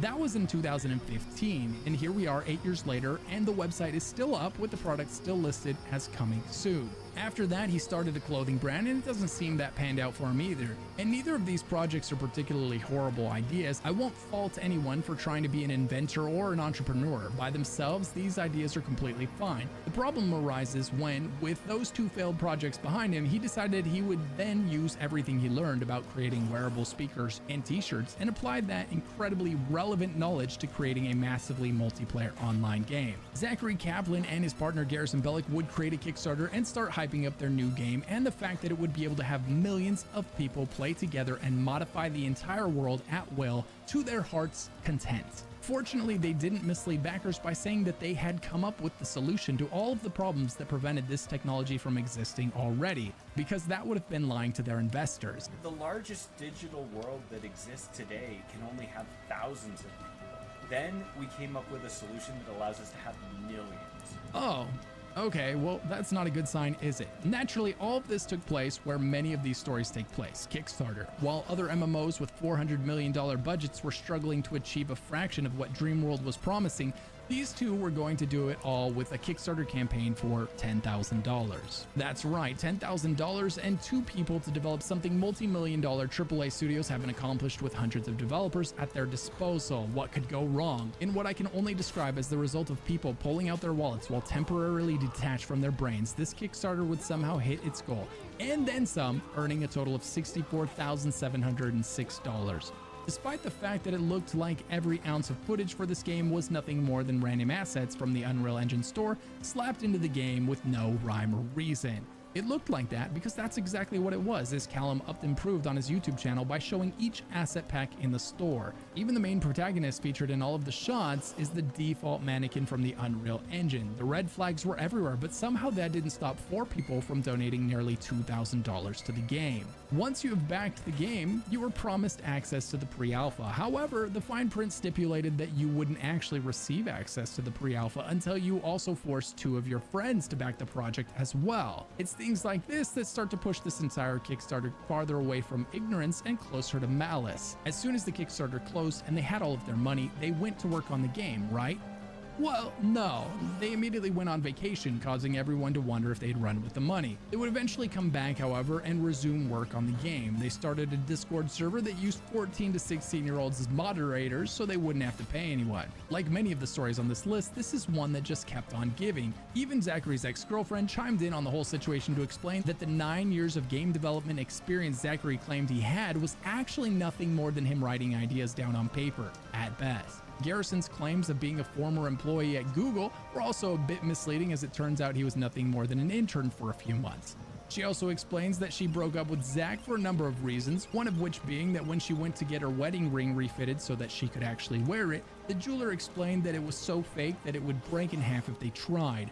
I'm not at all materialistic, and I don't care about the size or the quality of a wedding ring. I'd argue it's the least important aspect of any marriage. But buying your fiancé a ring so fake it can't be resized and then gaslighting her for asking about it shows severe lack of communication and maturity. But this was some pretty damning information. We basically confirmed that both of these guys greatly misled their investors where it pertained to their previous experience in this type of a project. Fortunately for them, they would have a chance to prove all of their doubters wrong. As with all things like this, eventually the product would be delivered, or not. On May 20th of 2021, we'd finally get to see Dreamworld in all of its glory. The moment everyone had been waiting for. Content creator Skiasso posted a video of himself playing the alpha, and let's just say, it was somehow worse than anyone expected. This footage was pure nightmare fuel. It looked like something that someone's toddler could have made in about 5 minutes of spamming random assets into an open world in the Unreal Engine. It was unforgivably bad. Probably because that's exactly what Zachary did. In fact, I'm positive someone could have made something far more attractive given just 5 minutes in the Unreal Engine, leaving everyone wondering where did the money go and what was the time spent on. But hey, maybe the game just needed more time. It was an ambitious project after all. Well, that major reveal was 2 years ago. So where's the game now? Nearly 2 years after becoming quote-unquote playable. To their credit, they did continue to try and at least give the impression that they were trying to improve the game for some time, posting weekly updates on their website and on YouTube. However, those updates mysteriously stopped a little over 2 months ago. For all their work, their YouTube channel in its 2 years of existence has managed to gather about 500 subscribers. So what is the future of Dreamworld? I don't think there is one. These guys set out to make an ambitious game and failed. That in itself would have been acceptable if it weren't for the fact that they misled people, claiming they had years of experience in an industry that they didn't, in an effort to get their money, claiming that they had a solution to a problem that prevented games like this from existing in the first place when they didn't, which begs the question, at which point do we call these things a con? At what point do they slide past ineptitude and into malicious intent? Let me know down in the comments below. These guys are $65,000 richer, and all it cost them was their entire reputation. Zachary Kaplan and Garrison Bellick left quite a trail of evidence on the internet at this point, telling the world exactly what type of people they are. Thanks to YouTubers like Callum Upton and Kira TV, it's been incredibly well documented, and I think it's safe to say no one in their right mind would work with these guys or give them money in the future. Next up, we have Identity. Identity is another game put on Kickstarter way back in 2015 that promised the moon. It was going to deliver not just any MMO experience, but the MMO experience, where you could do literally anything in a game full of other people doing literally anything they wanted. The world and its economy would be determined by the players playing the game. What did they need from the public? Just $150,000 to deliver an experience that AAA studios would spend hundreds of millions on. But this was 2015, before we'd seen a ton of scam Kickstarter projects materialize and fail to deliver. People's guards were down, and so they managed to collect 10 times their goal, with over $1.5 million earned. How did they do this? Well, a handful of assets purchased from the Unreal Engine shop and placed into a world of course. We are starting to see a trend here, aren't we? Pledgers were even able to spend $5,000 for packages that would allow them to go into the office and game with the development team. Except there wasn't one. There was no office, and there was no development team, just two friends. The studio was only just created immediately prior to this Kickstarter by John Vanderswet. One of the consistent problems with all of these scams is the lies. Every development studio on this list has a habit of lying. These lies were a large part of why people were willing to give their money to these projects in the first place. It is these lies that should absolutely come back to haunt them in court, but for some reason never do. In the case of John Vanderswet, his lie was that he had invested lots of his own money in the game and that he just needed the last $150,000 to get it over the finish line. He even went as far as saying, should we meet our goal here in Kickstarter, we'll have everything we need to ensure that Identity gets completed. As mentioned, the game received 10 times what he asked for. John received $1.5 million. So according to him, this was now a slam dunk. He needed $150,000 but received $1.5 million. The estimated delivery of this game, according to the Kickstarter page, December of 2016. The Kickstarter closed and they began accepting additional funding on their own personal website. It wasn't until 2016, the year the game was due to release, that people started becoming suspicious of the project. Noticing that outside of the initial video of some pre-made assets placed into Unreal Engine, the only thing the developers had produced for the public were some sketches and some conversations. Yet another thing this game has in common with the rest of the games on this list. With the beta supposedly just months away, the developers still had zero footage of the game to show to the backers. Heck, they couldn't even manage to share a screenshot. The developers explained that they were simply too busy to communicate with the public due to the fact that they were hard at work on the game, so they were claiming they didn't have time to do this. Simply hitting the print screen button here will do the trick. The image is now on your clipboard, ready to paste into Paint or other imaging programs. Yeah, that makes total sense. It's at this point that the people with a brain started to realize something was wrong, while the zealots without a brain attacked them for questioning their developers.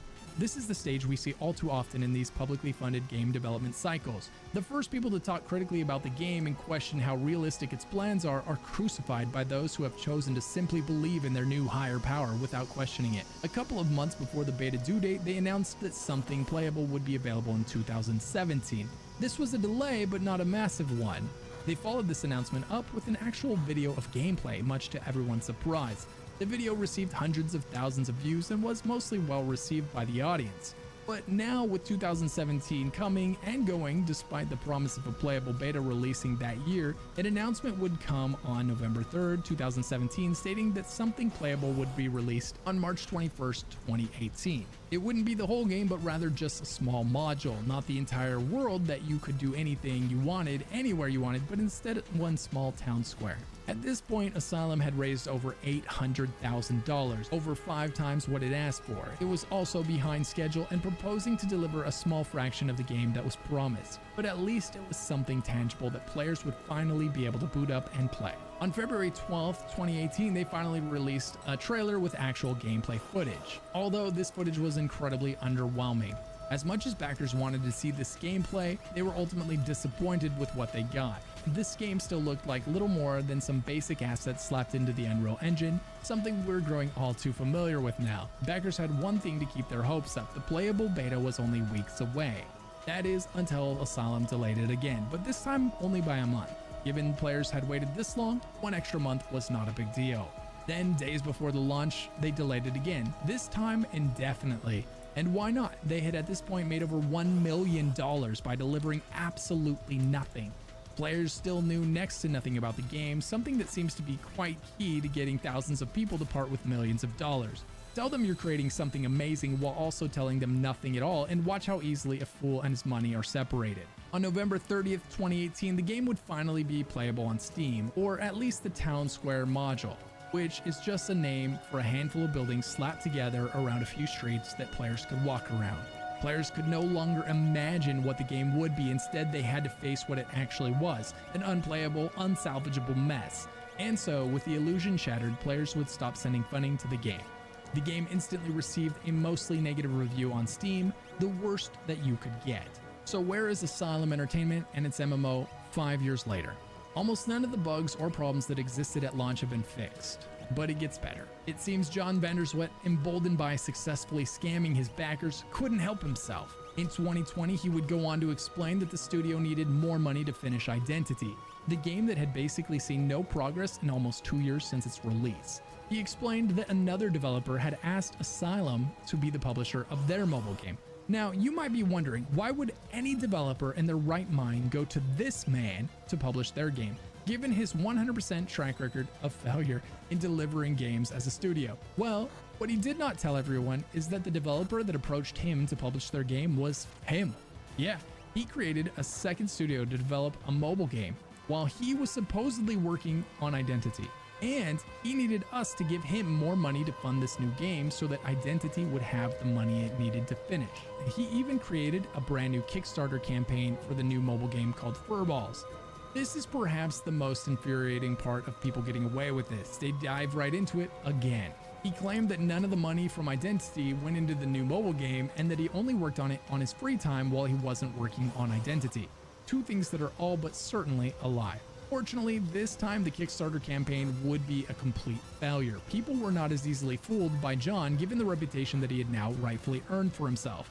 Kira TV did some great research on John after the fact and discovered that he had consistently moved into a more expensive home despite John claiming that he lost money on the venture and had no other form of employment. One could theorize that a substantial amount of the money that was due to be invested into Identity actually was just used to buy John a nicer house. If that's the case, would anyone be surprised? Recently, Asylum put up a post a few months back at the end of 2022, reaffirming that the game is still the studio's main priority, though they are also working on other projects now. Tragically, the game itself is still available on Steam for $30, though with the reviews that it's garnered, I doubt anyone is falling for it. After 8 years and $1.6 million raised, all John was able to produce was a few assets slapped into Unreal Engine in a completely unplayable state. Whether it was malicious intent or complete ignorance, I would never invest in John Vanderswet ever again. He's proven that he's willing to embellish on his experience as a developer and failed to reach unrealistic goals, while moving into a nice house and attempting to cash in on a mobile game that he developed while supposedly working on a game that people gave him $1.5 million to develop. John Vanderswet has a new house, but he lost his reputation, proven by the fact that his second Kickstarter earned him a whopping $430. Next up, we have Day of Dragons. Day of Dragons was supposed to essentially be a survival game where you played as a dragon. You spawn in as an egg, then you have to navigate the typical survival game elements like hunger, thirst, and predators, with the twist being that you were actually a dragon instead of a person. This is simple enough, and unlike many of the games on this list, sounds like an actually achievable goal. The Kickstarter started on September 2nd of 2019 and promised to deliver the game just 2 months later. Okay, well that part sounds a lot less achievable. It set an initial goal of $12,000, but by the end of the campaign, it had made over $500,000. Once again, the demo that sold the entire game is just another asset flip demo, meaning that the supposed developer of the game simply purchased these assets on the Unreal Engine store, threw them into the game, and gave the impression that this is the type of work that they were able of producing. The Kickstarter claimed that this game had been in development for 2 years, but the developer Jo himself was a ghost. No one could find him on the internet, or any proof of him having any experience in the industry. Though that didn't stop Jo from making over $500,000 from this Kickstarter campaign. Jo would even go on to post pictures of work that wasn't even his own as examples of progress being made on the game, essentially lying about what was being done to the game. Seeing the success of his Kickstarter campaign, Jo greedily rushed to add more tiers of funding to the Kickstarter campaign, such as extra Dragon DLCs that founders would have to purchase to enjoy. This wasn't all though, he even intended to sell merchandise for the game he hadn't built yet. Everything he was doing and saying was 100% focused on extracting money from the people that supported his game. When accused of simply using store-bought assets, Jao denied it, claiming that he had coded a substantial portion of the game himself. But when a Linux version of the Steam build was unpacked, it revealed that there were only 4 lines of custom code in the entire game. A game he had supposedly been working on for 2 years and had secured $500,000 in funding to finish had an impressive 4 lines of code in it. When the beta of the game was finally released to the content creators to play, it was 100% asset flipped, without any core functions existing in the game at all. You literally spawn in and fly around. That's it. There was no eating, drinking, or any systems in the game. There wasn't even sound. It was nothing more than store-bought dragons placed with a store-bought terrain package into a pre-created example map that came with the store-bought terrain package. But despite the fact that the game was so far from finished, to Jao's credit, the game did release in 2019 as promised. So, where is the game now, almost 4 years later in 2023? Well, probably not where you'd expect actually. It's currently on Steam with recent reviews showing a very positive rating. While the all-time review is mostly positive, it's got hundreds of players online at any given moment and is receiving monthly updates to the game. Presently, you can do little more than choose one of the multiple dragons available in the game, fly around, and kill a few things. And after a $500,000 cash injection from the Kickstarter, plus the money made from the thousands of Steam sales at $20 each, and over 3 years of additional development time, it's still incredibly far from being a finished game.